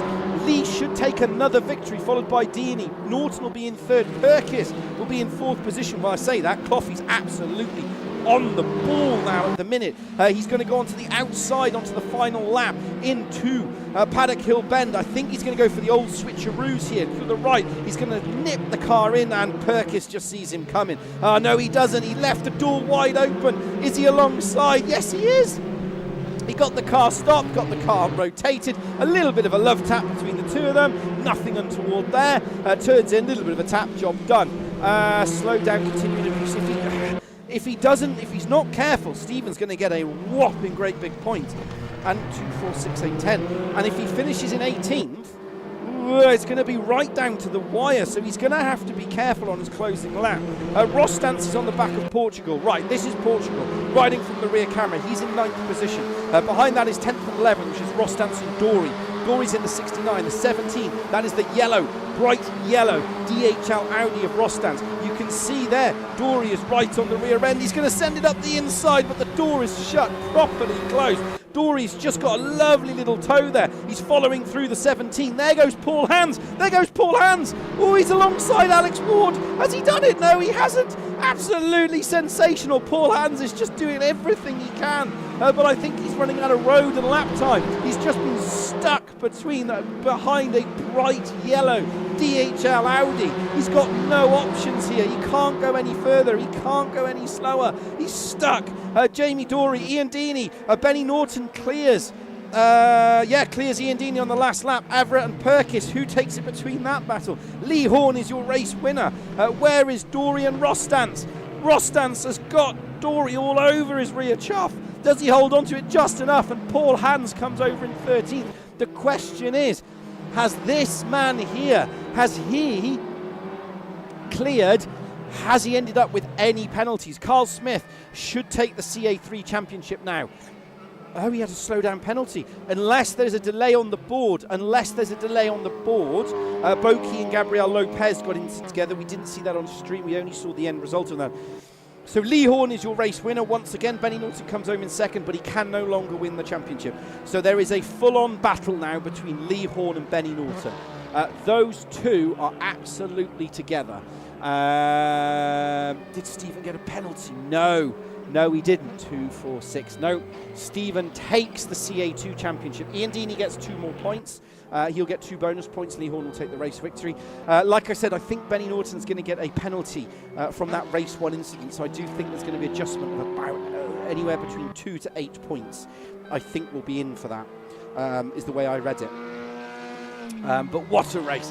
So Alex Everett, pending any investigations, will be your CA1 champion for Season 7. CA2 champion, I believe, is Stephen. He should be that champion for the CA2. And I believe Carl Smith is the CA3 championship winner. So it'll come up on the board probably when somebody actually tells me. But that's the way I read it. That's the way my poor maths work, is the way I read it, that the CA1 is Alex Everett, so he takes another championship. The CA2 championship has been won by Stephen, and the CA3 championship, I think, has now been won by Carl. 3 great races to the end. 3 great, fantastic races right until the end. It's properly setting up for race 3, because now it's all 2s and 3s. So Alex and Stephen don't really have to help each other or fight each other anymore, because they've won their championships. But 2nd and 3rd is all to play for. Lee, after the outing last time out, when it was full-on team orders, that put him back into the title hope for the 2nd place in the championship. Stu Neal is also fighting his championship as well. And he's not that far off Lee Horn either. So the 2nd, 3rd and 4th is still undecided. It's going to be very close, I think, which sets us up for an absolutely biblical Season 8, I think. I think Season 8 is going to be even better than Season 7, if I'm honest. This has been a great season so far, and we've still got 1 race to go, because I just think it's going to be topsy-turvy. I think the CA1 has always been pretty close, and like I said before, Alex is he is effectively the benchmark. So that's what everybody measures. That's what everyone measures. From what I understand, they measure themselves against. So his driving is what people measure themselves against.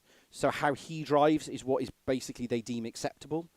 Which is why he's got to be the cleanest, the fastest. He has to be the most upstanding sim racer of everybody. You know what I mean? Because he is the one. He is the winner of the league. So he has to be that way. I've seen it in other leagues as well. Shaw's, who won other leagues as well, he was the pinnacle. Everyone wanted to beat him. Lawson's another one. Lloyd Biddulph is another one. Jean Petra, that I've seen in another league, he also is as well. So it does. It basically sets them all up for that. So, yeah, it's properly going to set it up. The racing has been exceptional. If you're joining us in midway through the season, you'll see that the racing, it was okay, I'll be honest. But since the clarification of the rules, it's just got so much better. It's so exciting. The risks are higher. The risks are always higher. So, right, I'm going to re-log into this, and then we'll go over to the chat. I've just had confirmation that Stephen is the race winner, is the CA2 champion, and Alex Everett is the CA1 champion.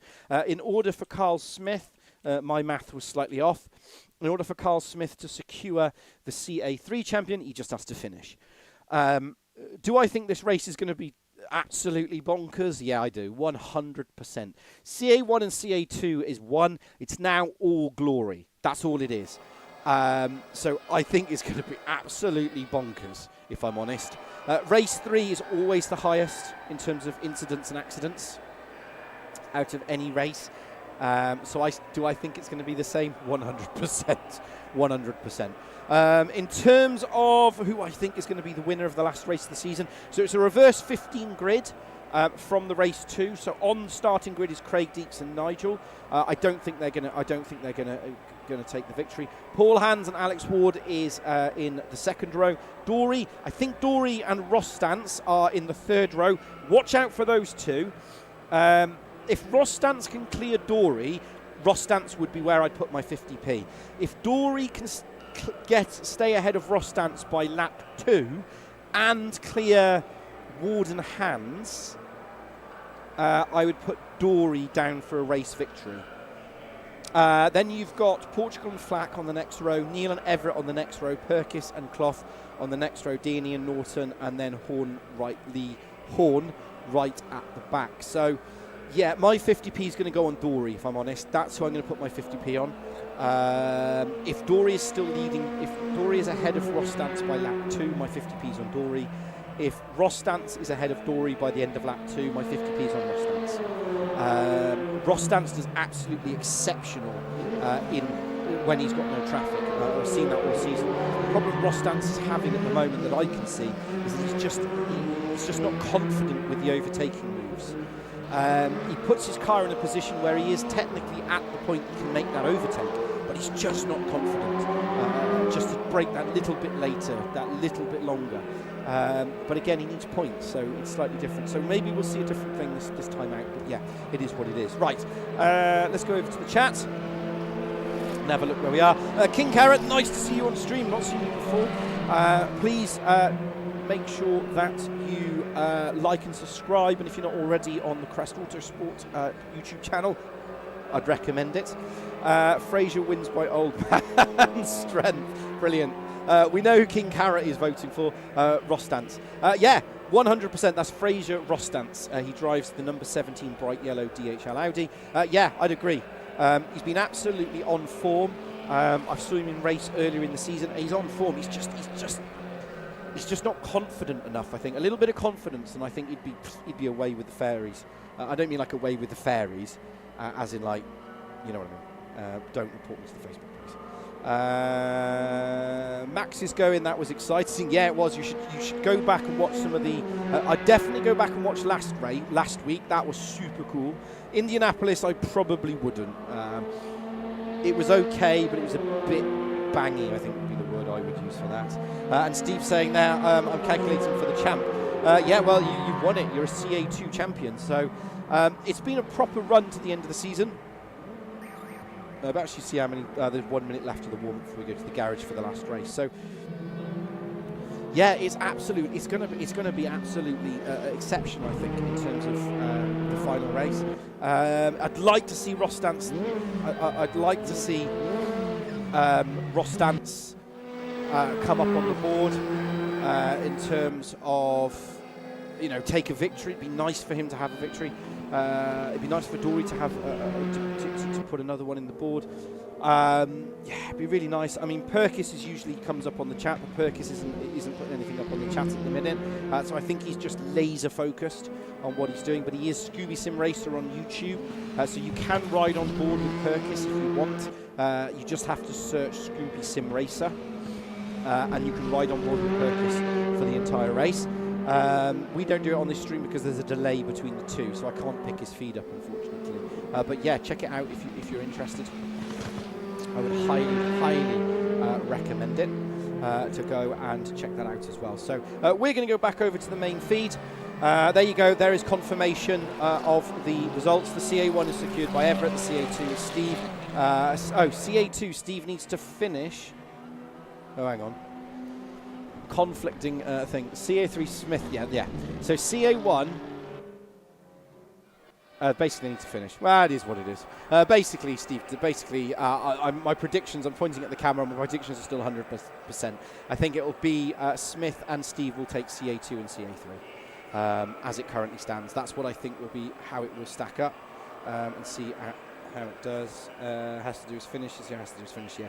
So I got it wrong, as you'd expect, just like Murray Walker. So all Steve has to do is finish this race, and all Smith has to do is finish this race, and they secure their championships. I'm pretty sure 100% that's going to happen, unless somebody goes for a dive bomb and hold on to it. So it's going to be very, very interesting. I'll cover your question at the end of the race. So it's the final race of the evening. It's race 3. It is all over. And where we're going to get to, it's 15 minutes, race 3. Who is going to take the checkered flag? Oh, come on, Rostance. It's lights out and away we go. Has Rostance had the perfect start from Jamie Dory? Jamie Dory's on the outside into turn 1. Rostance, has he mugged him? No, he hasn't. No, he hasn't. Rostance, he's got a little tap in the background there from Portugal, but that hasn't lost him a position, so there won't be any penalty, I believe. Into the zone he goes. Oh, there's contact. There's contact. It's a three-way battle into Druids. It's all side by side, absolutely holding onto it for the left side. He needs to go. Needs to do no heroics. Oh, Portugal's off the road. Portugal's off the road. Alex Everett, he secured the championship, so he's going for the prize.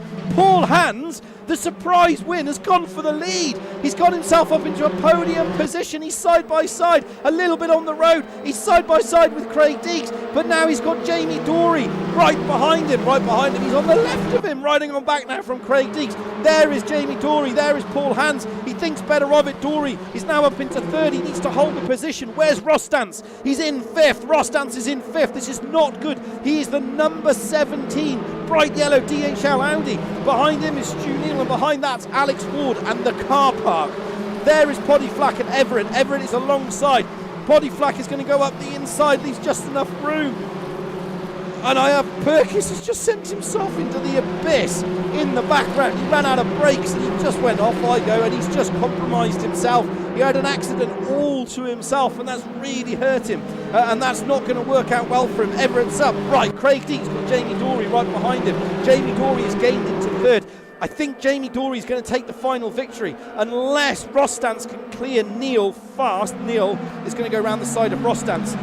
There is Neal. He's in the number 5. Alex Ward and Alex Everett are side by side. Everett now. Craig Deake's has gone off the road. He's the Hyundai, that number 19. And there's Alex Ward's in the board. Alex Ward's in the board. He's absolutely binned it. He's had an accident. Cannot believe it. Absolutely maximising it out. Paul Hans is into third position. So he just now needs to hold on to the back of Jamie Dory. Paul Hans, it's a hard track to overtake at. Paul Hans has been fast here. He seems to do very well in the racing pack. Rostance, slow down penalty. That's not going to help him any chance. Where's Stephen? Stephen's in 14th. He's got Ian Deaney, Lee Horn and Portugal all over his rear end. As it currently stands out, there's Poddy Flack. He's got Portugal. He's the 55. This is position 10 and 11. And behind that's Lee Horn and Ian Deaney, 2 by 2 as they come through. Now the right-hander of Hawthorns needs to be very careful as they go into Dongle Dip. Poddy Flack and Portugal side by side. The question was he at the... Yeah, this is the overlap. He's at the overlap, so he's entitled. He's thought better of it. Lee Horn and Deaney are side by side. A little bit of a tussle between two of them, but the rule clarification absolutely working. It's beautifulness here tonight. Brilliant stuff. They're trying to keep up on the board. Rostance and Neal are side by side. So Neal is on a flyer. Neal's on that number 5. He's right behind Jamie Dory. Is 1.5 seconds away from Nigel. Nigel is top leading. There's Nigel in the 26. Behind that's Jamie Dory. 1:58. Paul Hans. He's on his own. Rostance has got Neal right behind him. Has he got him there enough? No, he hasn't. Neal's going to go up the inside. He's in that number 5 Hyundai. And there goes Everett in the number 11. So Everett is going to sneak up the inside of Rostance and say, well, I'm going to come through as well. But Rostance is going to hold on to that position because, Neal just ran wide. Neal ran wide. The little mistakes are creeping in again, time and time again. We've seen this through the season with Neal. Little mistakes come in and it just costs him lap time after lap time. And as a result, he's now gone all the way down to 6th position, and he's now the cork in this huge bottle. There goes the other Hyundai boys. That's Benny Norton. He's the 5 on the right, the 5 behind. That's another car. There's so many 5s in this car, I can't keep up. Oh, there's contact. Craig Deake's is trying to sneak up the inside there of the other Hyundai. Blinking heck, hold on. Craig Deake's, there he is. Craig Deake's side by side with Benny Norton. Poddy Flack is the Hyundai behind. So you've got Everett followed by Clough, Rostance, Benny. That's Craig Deake who we're riding on board with now. Just ahead of that is Benny Norton in 7th, and behind that is Poddy Flack. He's in 10th position. He's absolutely extracting the maximum out of this car. They're side by side at the moment. Rostance, he's got mugged by Norton. What's going on with Rostance? He's just going back all over the road. He needs to go faster than that. Right, Jamie Dory is on the back of Nigel Stock, and Paul Hans is carrying him along. Rostance and Deake's is going to run wide, and Neal's just going to go up the inside in the other Hyundai. That was pretty much a done deal there. He's that Hyundai, the one on the left. Boom, the number 5. The other one was Craig Deake's, and everyone else is just following through now. They're all following suit, riding on the rear wing now of Neal. You can see here Deake's. He is just the cork in this huge bottle of cars. And there goes Lee Horn and Ian Deaney side by side. 2 by 2. Lee Horn is the 69. The 25 is Ian Deaney. Does Ian got the inside? Yes, he does. Closes that door shut. Carl Smith is in 18th position. He just needs to finish the race, and he's won it. So Carl Smith, that's all he needs to do. Paul Hans is on the back of Jamie Dory. I wonder if Jamie Dory, I'm going to have to leave this battle. This is the battle. He's flashing his lights. He's saying, I'm coming. Paul Hans has just found another gear. Lee Horn's on the back of Steve. there, and he's got Perkis behind him. Steve is just staying out the way. Yeah, Steve just in the 68. Oh, he's gone up the inside. A little bit of a tussle between those two, Steve. And they've both gone off. They've both gone off. Is Steve going to lose it? He's got 4 wheels on the road. He's got 4 wheels on the road. I cannot believe it. He nearly binned it. He nearly binned it and lost the CA2 championship. He needs to calm himself down, take a chill pill. He's got 8-9 minutes left of his race. He's done it again. No! What's he doing? If he carries on this way, he's not going to finish. Has he broken the car? Has he broken the car? No, all 4 wheels are still pointing on the road. He just needs to slow this down because at the moment, at this rate, he won't finish the race. And if he doesn't finish the race, he loses the CA2 championship. We won't curse him. We'll go back to this battle. We won't curse him. So this is the battle for 12th, for 12th, 13th, 9th, 10th, 11th, and 12th. So Ian Deaney, he's the 25. He is battling Portugal in the number 55, the car on the left, as they come through up Surtees now into Hawthorns. Should have an absolute run, but we leave that battle and rejoin. There's Paul Hands. He is in 3rd position, podium position. His highest position so far this season is 3rd. He wants to get a 2nd. He wants it. He is on. He could, if these two weren't busy squabbling each other, they could have secured themselves, I believe, a race victory. In the number 11, that's Alex Everett. He's just sat in the background, not doing enough. Poddy Flack, slow down penalty. That challenge is all over at the moment. There's Ian Deaney riding on board now from the back of Poddy Flack.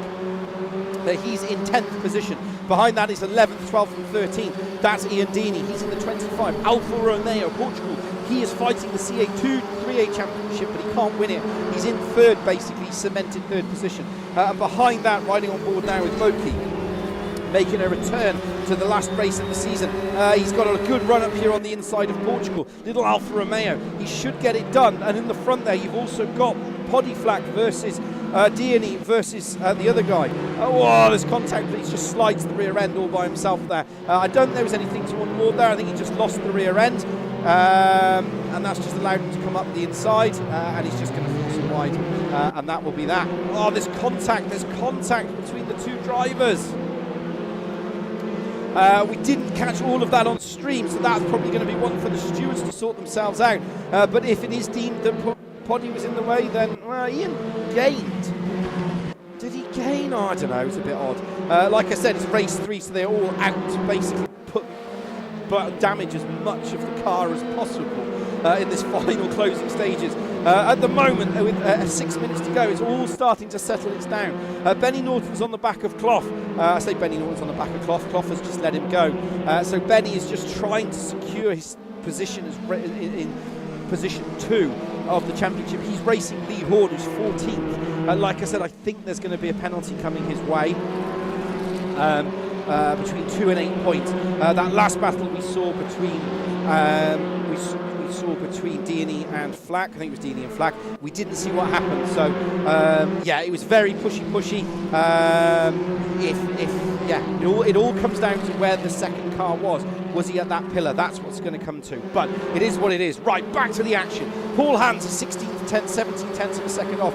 Ian Deaney side by side with Portugal. Portugal's the car on the right, the 55. Deaney's the car on the left, the number 25, Alfa Romeo versus 55. Portugal, he should get the run here. Does he get it? Yes, he does. And in the background, Poddy is just keeps losing the rear end all by himself on that corner. Ian Deaney's going to go up the inside. He's got the job done. Portugal should now go up the inside. Oh, that was a little bit of a pushy between all of them. No, not enough racing room being left, I think, between these three. But they're all being very pushy at this stage of the race. They need to be careful because they could end up with a whole host of penalty points if they carry on the way they're going. Right, Alex Everett is now side by side with Paul Hans. Paul, he's in the 99. He can do no more. Even if he wins the race, Stephen has to finish the race, and he wins the CA2 championship. So Paul Hans just doesn't have enough. There's not a lot. Slow down penalty for Everett won't really slow him down, I think. He's just managed to find an exceptional rhythm here this night out, and he's absolutely on it.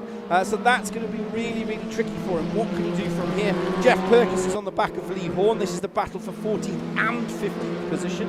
In 15th, that is Perkins. There he is in the 69. He did such a great opening race. The other 69, the 69 at the front, maybe that's the 6 or the 9, who knows? That's Perkins. Lee Horn's right behind him, and Gabriel Lopez in that 79. Rob Huff, he's right at the back.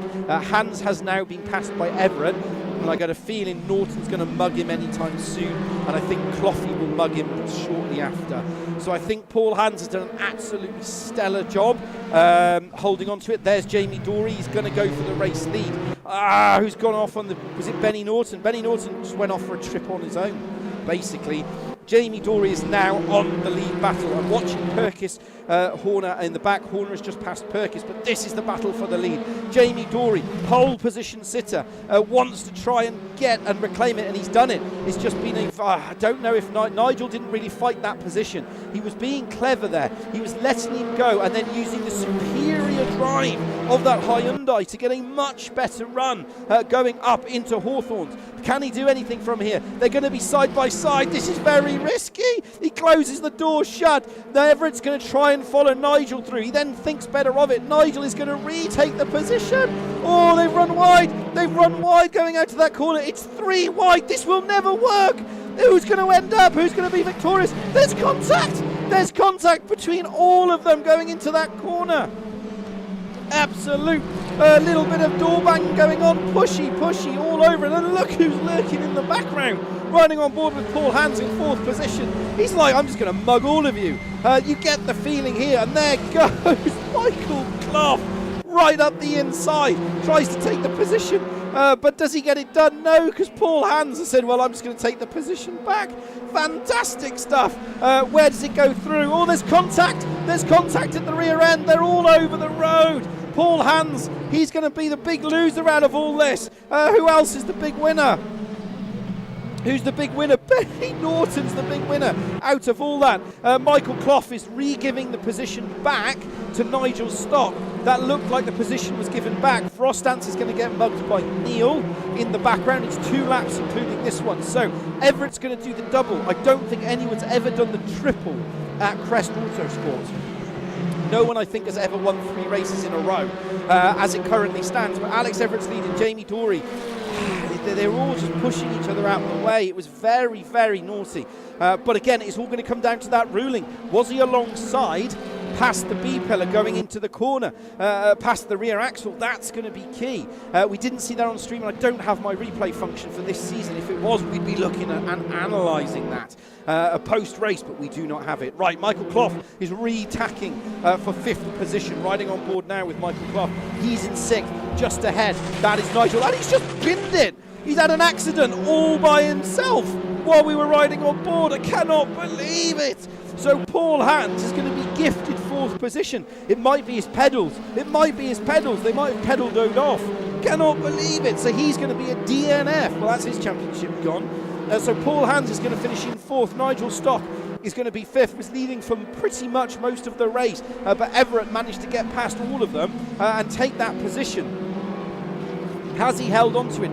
Through the right-hander we go. Needs to keep it nice and tidy as we climb up the hill now into Druids for the very last time.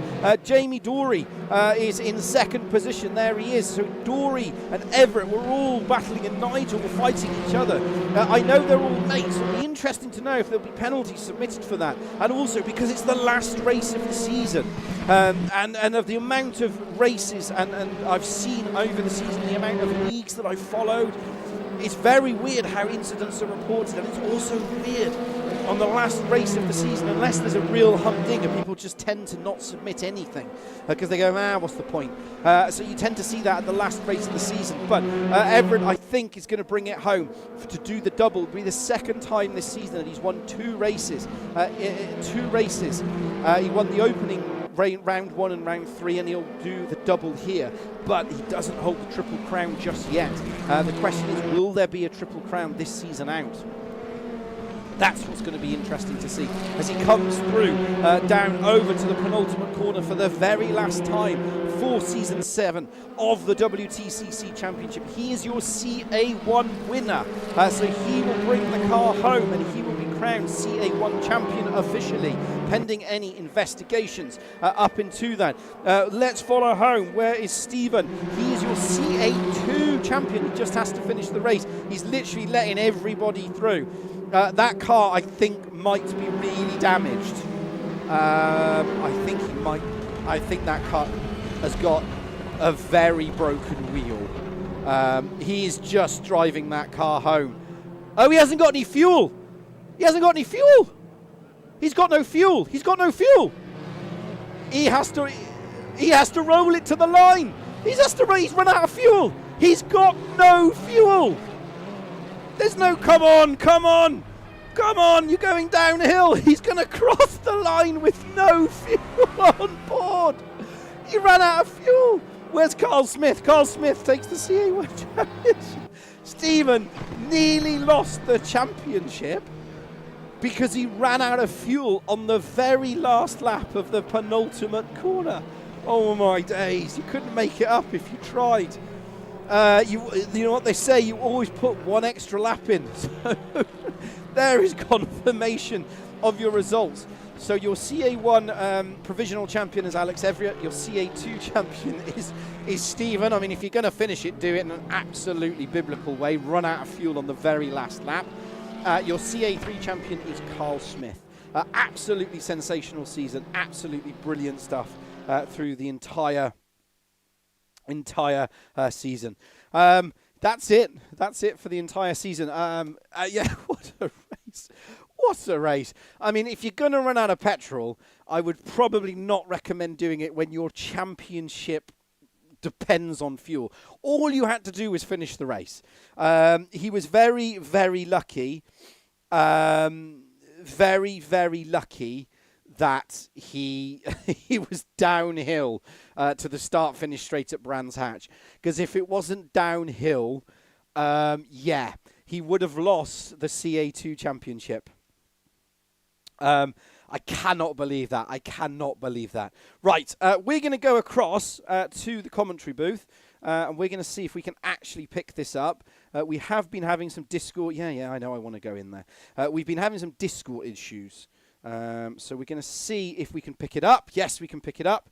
I will go through quickly before I go across to the champion, Raoul. So, Raoul, I will cover my setup in terms of what I use following all the interviews. So you can just fast forward to that unless you still want to watch the interviews. So, right, let's go over to our CA1 champion. That's Alex Everett. So congratulations. You had to work for that. That wasn't just an easy given.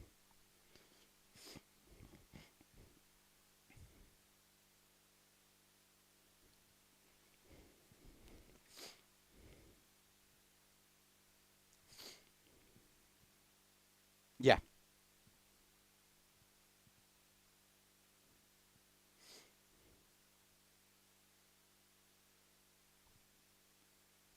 Yes.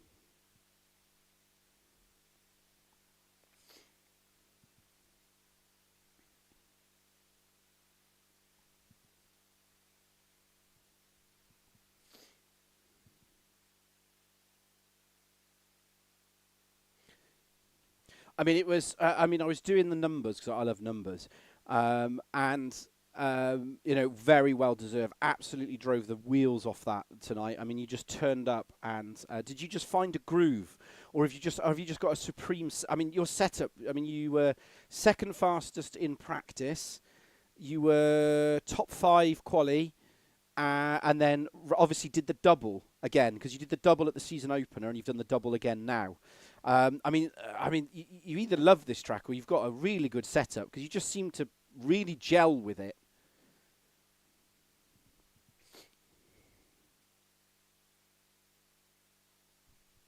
Yes, I do.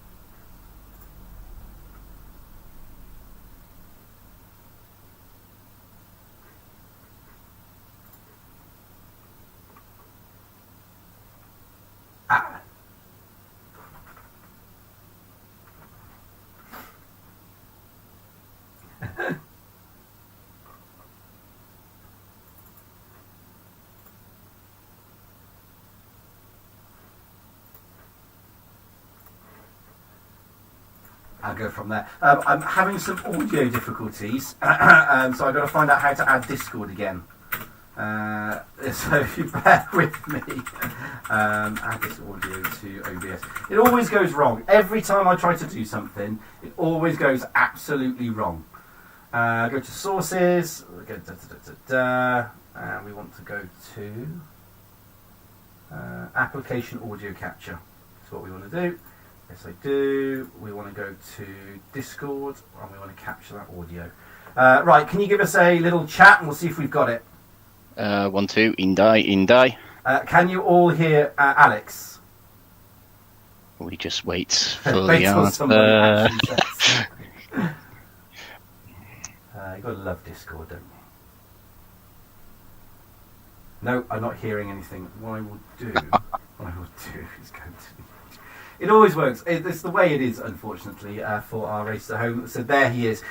So we've got confirmation. Yeah, we can hear you. That's fantastic. Just let me know, guys, if the audio for him needs to go up or down. I've just had to bodge it. Is the way it works. It just works. Yeah, thanks, brilliant. Right, well, we'll go back to where we started. We'll cut this bit out. So obviously, CA1 Championship, again, well deserved. Just to quickly go over, it was a challenge tonight. That's what we were talking about earlier. Very, very big challenge. Bodes us, I think, really, really well for Season 8. I think it's going to be... I mean, as I was talking in commentary this time, I don't know if you were listening, but if you go back, I think you've won the most championships at Crest. I think, correct? Am I correct in that? Yes, yeah. In terms of sim racing, certainly not in if you combine the rallying department, but in the sim racing terms. And as a result, you are effectively the milestone. And because it's the same when you get Lewis Hamilton or Schumacher or John Cleland, one of the greatest racing drivers ever. I'm just pointing that out. People, you always measure by what is classed basically as the barometer, which would be yourself. Is the barometer? You know what I mean? So I think Season 8 bodes very, very well. The second half of the season, the last 2 races, I think have been amazing. Personally, I think there's been a step up in the terms of the driving, especially in contact. That's come right down. Have you felt that as well? Is that something? I'm now looking on the broader view. Is that something you felt as a driver, that it's got a little bit better than it was before, or how do you see that? Because obviously you're the only driver I talk to on stream. Yeah, it's a bit of an awkward question to ask because actually I've found the last few rounds rather unenjoyable. Actually, from a driving perspective, anyway, it's been getting very heated on track between a lot of drivers. But the steward spoke before tonight, laid down the law a little bit, what to expect into tonight.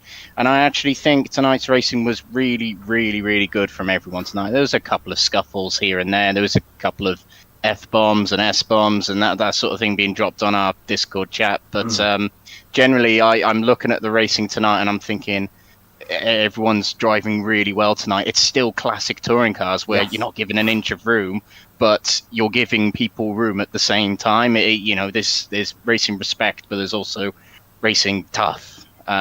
You got to find the fine line in touring car racing and on race room, I suppose, because it does allow contact with its physics. But tonight was a really good example of it, in my opinion. I don't know if all the drivers agree with me, but that's from my perspective how it was. No, all drivers will agree with anything. No.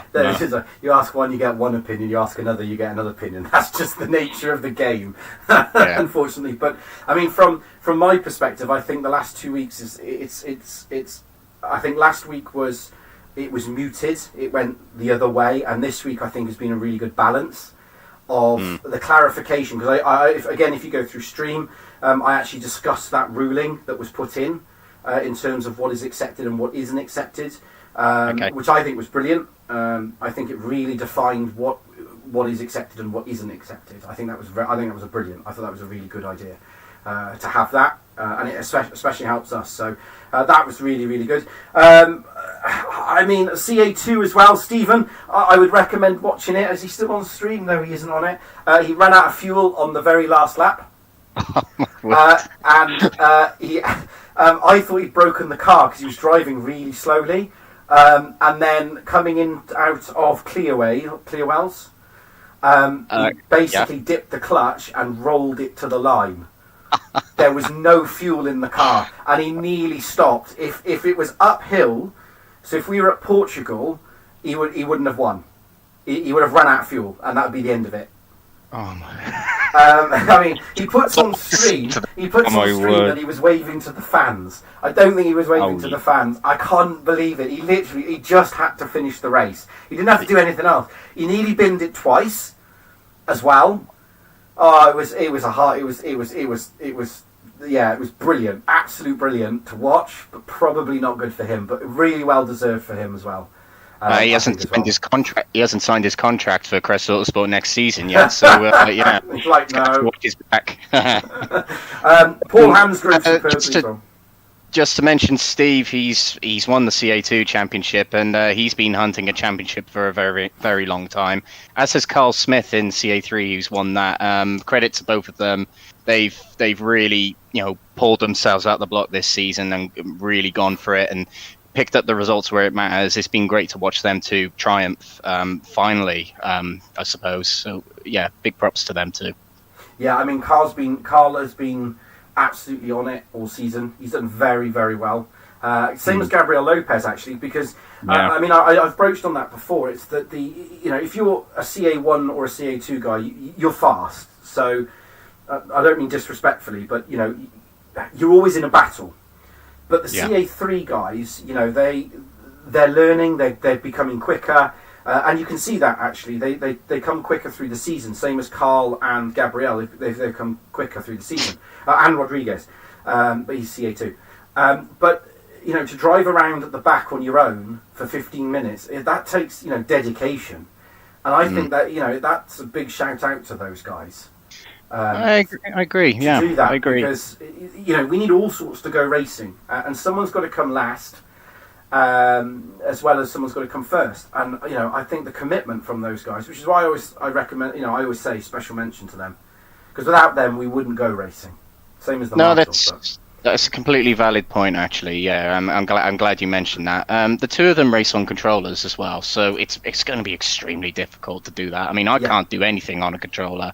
Let alone racing. So, and they're only about, on some tracks, about 2 or 3 seconds off the pace, which really isn't bad on a controller. So, yeah, I'm glad you gave them a shout out, actually, because they really do deserve it. They turn up season in, season out. They're sometimes at the back. And I'm glad we're giving them a category to really fight things out for them. I wish it was a bit busier. I mean, it was at the beginning of the season. But that's the thing. Some people struggle to face the fact that they're at the back and they've got to learn. I experienced that recently in the Next Gen Touring Car League on iRacing. I was at the back and I was like, "What? This isn't right." But if you're really bad, you do commentary. just saying, if you're that bad, you go to commentary. Yeah. And it's and credit to them, they finish near the back every race, but they still turn up because they enjoy it. They enjoy battling each other. They just enjoy getting involved in the racing and being a part of it. So it's it's a pleasure to have them in the league. It always is. They turn up every season, as I mentioned. So yeah, and I think that's why I wanted to make a special mention of them. And they do battle each other out. It's every so often they make mistakes, as you'd expect. But they absolutely give it their all, and the fact they're on a controller absolutely is a mind boggle to me. I mean, that's absolutely exceptional. So I thought that was brilliant. I mean, I've definitely enjoyed the last 2 races. Like I said before, I know I talk about the last 2 races. Indianapolis for me was a bit too borderline, I think.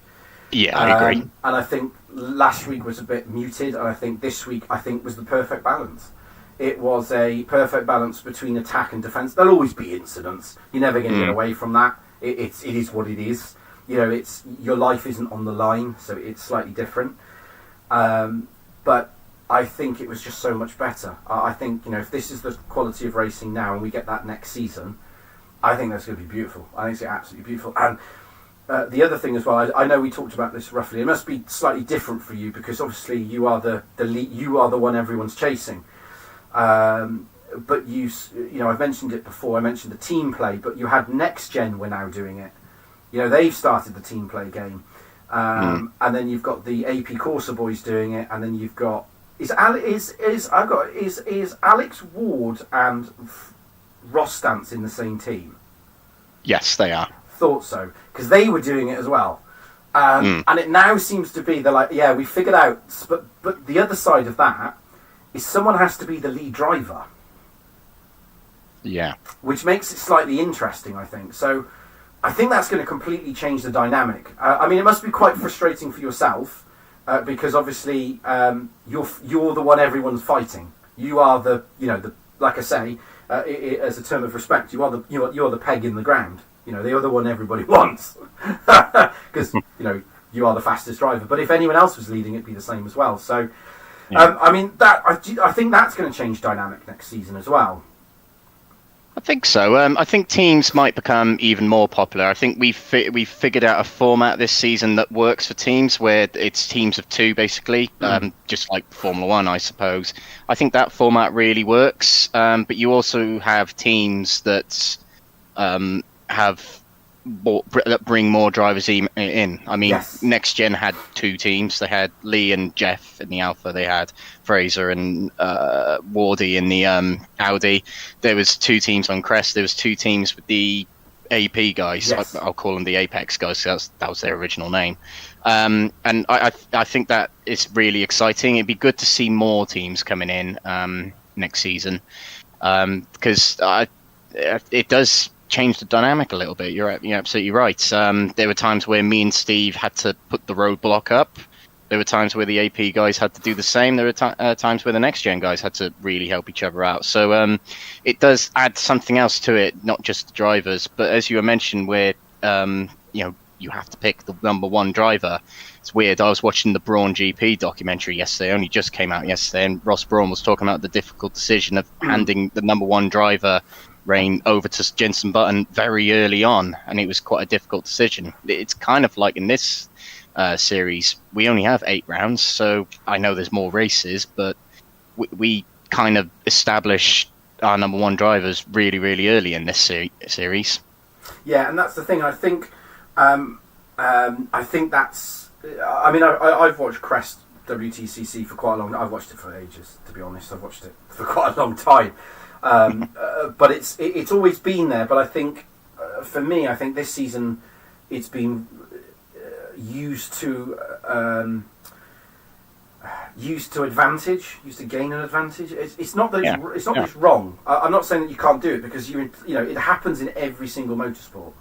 You just have to look at Steve Soper and Tim Harvey, going back to touring car to pick an example, with Cleland, on that borderline of it. But I think it adds a whole dynamic, because you have to really think where you're going to put your car, how you're going to drive, because even if you clear one of them, you're going to have another one ahead of you. So, I think it's brilliant. I think it's added a whole different dynamic to the racing, and I think combined with this week at Brands, I think it's been beautiful. I think it's been absolutely sensational, which is brilliant. I think it's absolutely brilliant. I mean, it's a shame the season's over, but it is what it is. You know what I mean?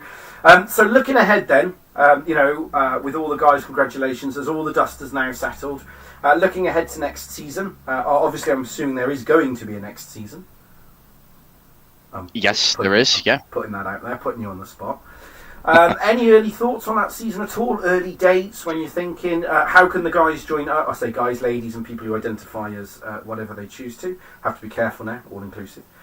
Absolutely. How do people sign up? What's the plan surrounding that? Just give us a quick through that, because there are quite a few people that watch it, and I'll probably go back and have a look at it as well. Okay, so we're going to announce next season soon. We are finalising the tracks for next season, but it's going to be a very similar format, 3 sprint race formats, and it's still going to be touring cars. But the only thing I'll reveal at the moment is we're going hatchbacks only next season. So that's going to consist of, I believe it's 8 manufacturers. So it's going to contain the Cupra Leon, the Alfa Romeo Giulietta, the Renault Megane, the Volkswagen Golf, the Opel Astra, many cars, but hatchback shapes only, just to have something a little bit different, I suppose. And those cars are real loose on the rear end, so it's going to be real fun to drive them around. In terms of tracks next season, it's going to be very similar to this season. The one thing we've kind of learnt about this season is the tracks that are more tricky to overtake on tend to be the cleaner races. Yes. So we've got that in the balance as well. It's a very strange thing to say, but that's the way it is. But we are going to announce that in the coming weeks, the next season. But I can tell you, it's going to start in late January. Cool. So a bit of waiting time, about 2 months wait. But I don't like running leagues over Christmas or New Year, so Well, no. we're controlling it a little bit. And we're also, at Crest Autosport, we're very focused on the new rally game, EA Sports WRC at the moment. So we're focusing very heavily on that, so get involved in that if you wish to as well. But if you want to keep an eye on when the announcement's coming, just follow us on Facebook.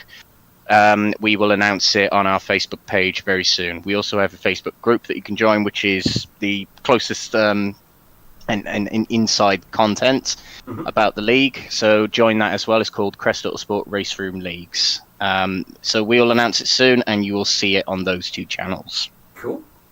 Well, I think it's going to be exciting, and if anyone drives the Peugeot 308, they automatically win. Just bring that out. I love that That's car. a brilliant car. Brilliant car. I love the noise it makes. The pop, pop, pop, pop, pop. Yeah, I love it. I love yeah. it. That's the best car.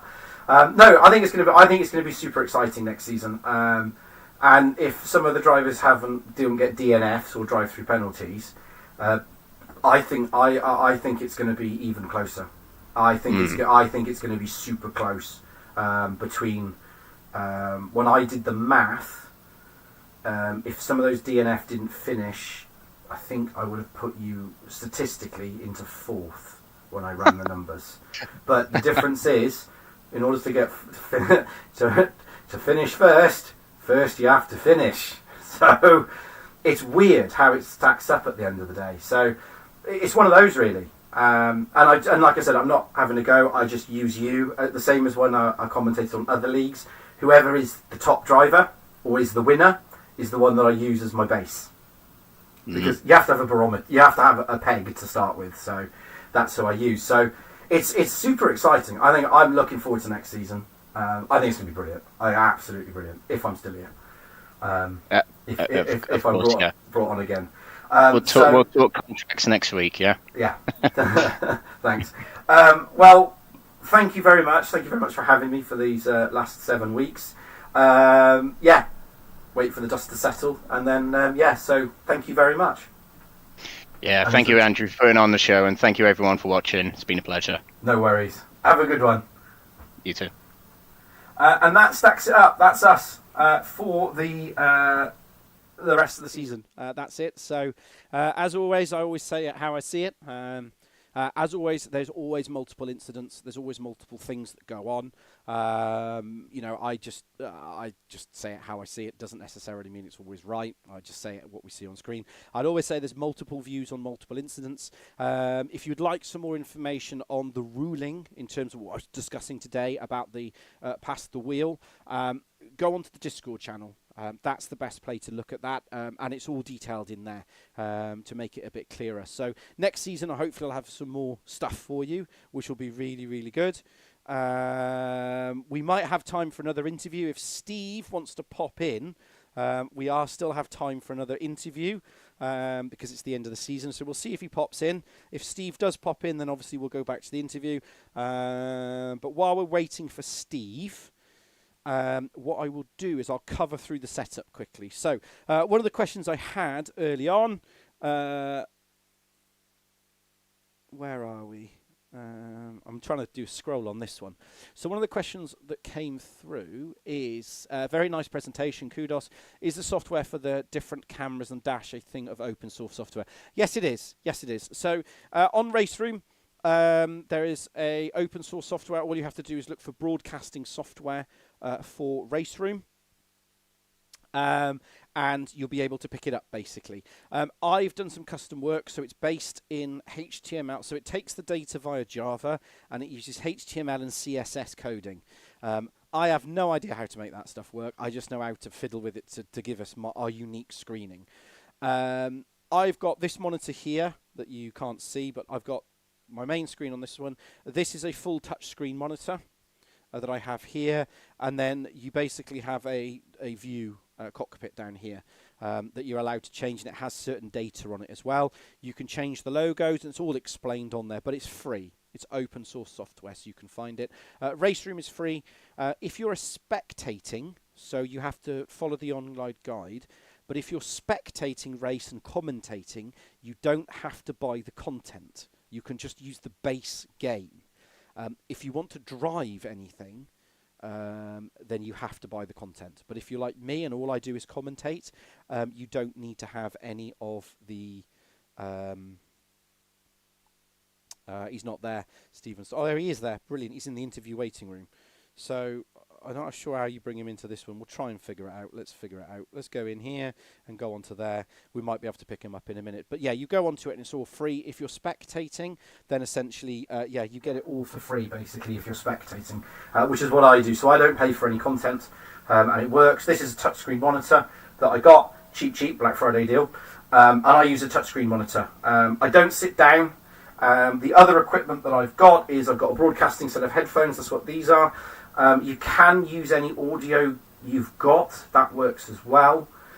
You can use that stuff as well. But the problem is you get what we call clipping. So as you shout a lot, which I do, the voice goes really fuzzy. So I use what we call a Multimix 4. And I feed all of this equipment into the Multimix 4. Again, look for Black Friday deals for this stuff. It is expensive. I think these are around 2 to 250 quid for a set of broadcasting headphones, and these are cheap. I didn't pay this. I got them second hand in a deal. So just look for your deals. And then obviously my Stream Deck is down there as well. And that's all my equipment.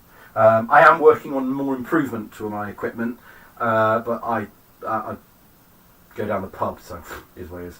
Right, we'll go over to one last interview. This is Stephen, who is our race CA2 champion. Stephen, can you hear me? Hey, hello, good evening. Hello. First of all, I've got to ask the biggest question. Did you run out of fuel, or were you waving to the crowd? I was waving to the crowd. I had between 3-4 litre remaining. You really pushed it out. I genuinely thought you'd run out of fuel. The way that you were slowing down, and I thought he's going to run out of fuel. He's run out of fuel. I mean, there was a couple of offs. So let's just go through that final race to begin with. You had a couple of offs as well. You just had to finish that race. Was that purely because you were overthinking it, or were there a couple of mistakes in there, or as you said on stream before that you'd actually lost a championship at Brands before as well? Was that all playing in your mind for the final race? Yeah, a little bit. Brands was or is not my favorite track, so I'm always having difficulties driving it to keep consistent. So yeah, it's always a hassle to go around the track. So it's a track that you're not particularly fond of, but again, you've done a stellar job through the season. Paul Hans was fighting you. He did a stellar job in that third race, but you just had it done, ready to go. How did you find that Lincoln go through the season? I love that car. I think it's the best car they've ever made, bar the 308. But I'm biased. It's my favorite car. Good. Glad you've won. That's it. It was an easy choice. Yeah. Did you, in terms of some of the finishes that you had in the season, there was a bit of a struggle in that middle. I think it was in the middle section of the season. Did you just find a groove coming into this second season? Did you do more practice? Was there anything that changed, or was it just a case of I've just got to get as many points as I can now to stay ahead of Paul? Yeah, like the second part of the season, the tracks were more suited for me. I already knew them from the past, so it was quite easy to get a good rhythm in them. Except, of course, this round Brands Hatch, I knew it was difficult for me to get top scores. So yeah. Congratulations. You properly gave me a heart attack on that final lap. It is confirmed it was raving to the crowd. It was not running out of fuel. So I have to correct that. Next season, Alex gave us a little insight that we're going to be doing little hatchbacks for season 8. Super excited about that. Any particular car you're looking forward to? Because obviously you've got the Cooper in there. The new TCR pack might be available then, which has the Corolla, I believe, in it. Yeah, when there is a Corolla, I would like to go for the Corolla as I work for Toyota. So it would be Keep it in the a nice brand. one. Yeah, to keep it in the family, let's say it like that. I mean, it's going to be exciting to have. I mean, have you driven those cars before? Because obviously, Link is your favourite car, like you said. It's my favourite car. It's the best. I mean, I drive a Volvo. It's a Chinese Volvo, so I think it's the best car ever. Have you driven those before in race room at all? Or, have you got any setups for them really in the bank ready to go? Or not at all.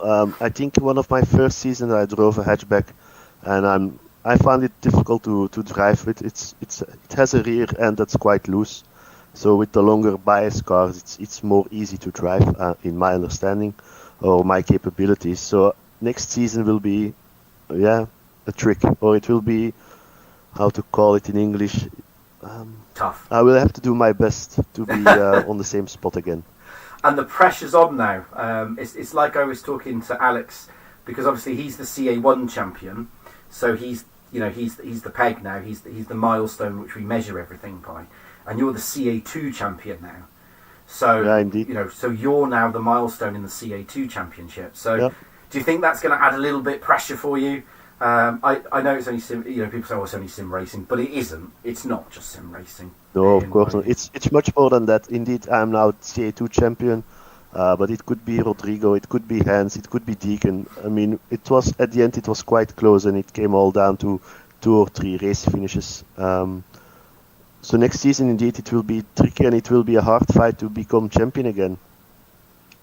But I think it's going to be interesting because, well, I say it's going to be interesting because you've got like Paul. He's been driving the Cupra, and obviously that's a hatchback, so he's can port a lot of what he's learned this season in setups and stuff, and going faster to next season. And you've got to take that learning curve as well going forward. So I think it's going to be exciting. I think it's going to be a really, really close battle between you two. I think, and Rodriguez as well, and Deeks as well was in there. Alex gave us a quick insight that we will be going back to brands, which I don't think you like. No, indeed. I already know what my drop round will be. I hope it's not the season finale again. But there is one thing that I have, and I have Alex to support me on how to handle the car, and that's a huge benefit Yes. to have somebody as Alex behind you and informing you or giving you advice on how to handle the track and the car, also with setups. So shout out to Alex for this. Yeah, and I think we talked on teams just before this. We were talking about teams and how that's developed this season, and again, that's another big thing. I think is that you've got the CA1 champion who's helping the CA2 champion with setups and that side of it, and that's for yourself, that's a huge advantage. To have that ability to tap into somebody to take that stuff away. So just broaching on that quickly. Do you do lots of practicing together? Do you do, because from some of the stuff from the other leagues I've commentated on, I know that a lot of the guys would race together to practice outside to try and get their setups right. Do you guys do that, or is it a case because some guys just turn up, do the 3 hours practice, and go, I'll do. Yeah, I practice sometimes in the week, in the days before. I try to do some laps. I let him know my lap times, and I want to then to understand what his lap times are. And I know if I'm within half a second, I'm very good. But it's not that we actually practice at the same time. We do Practicing it on the more laps. separately. Well, that's brilliant. I think it was well deserved. Yourself and Paul absolutely full on battles through the season, which is brilliant. I think it was absolutely sensational. Lincoln Co won, so as far as I'm concerned, best car won. And for those that have followed me for years on commentary, know that I love that car. I love that car. It's the best looking car, just fact. Really, really well done. Again to yourself, and again to Alex and to Carl Smith. For the CA1 and CA3 champions. Big pressure on you next season. Same as I said to Alex, big pressure to maintain that. Just all I can say is really well done. Absolutely deserved it. Hands down. properly worked hard for that. So yeah, and thank you very much for joining us right at the end of the season for the interview and on stream as well.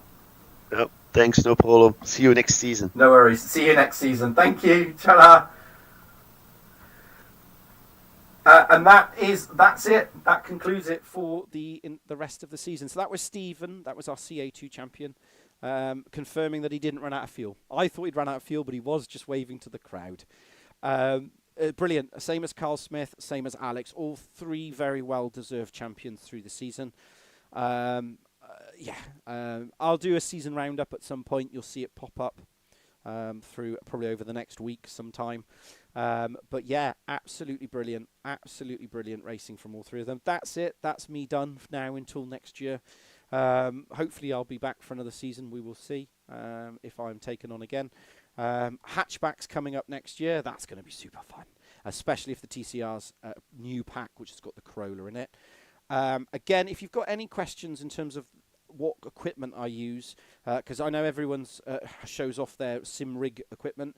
I've got loads of broadcasting equipment, so if you're ever interested, just come and join us on the Discord and just tag me in it. I'm under APcom, A Pauly, that's me.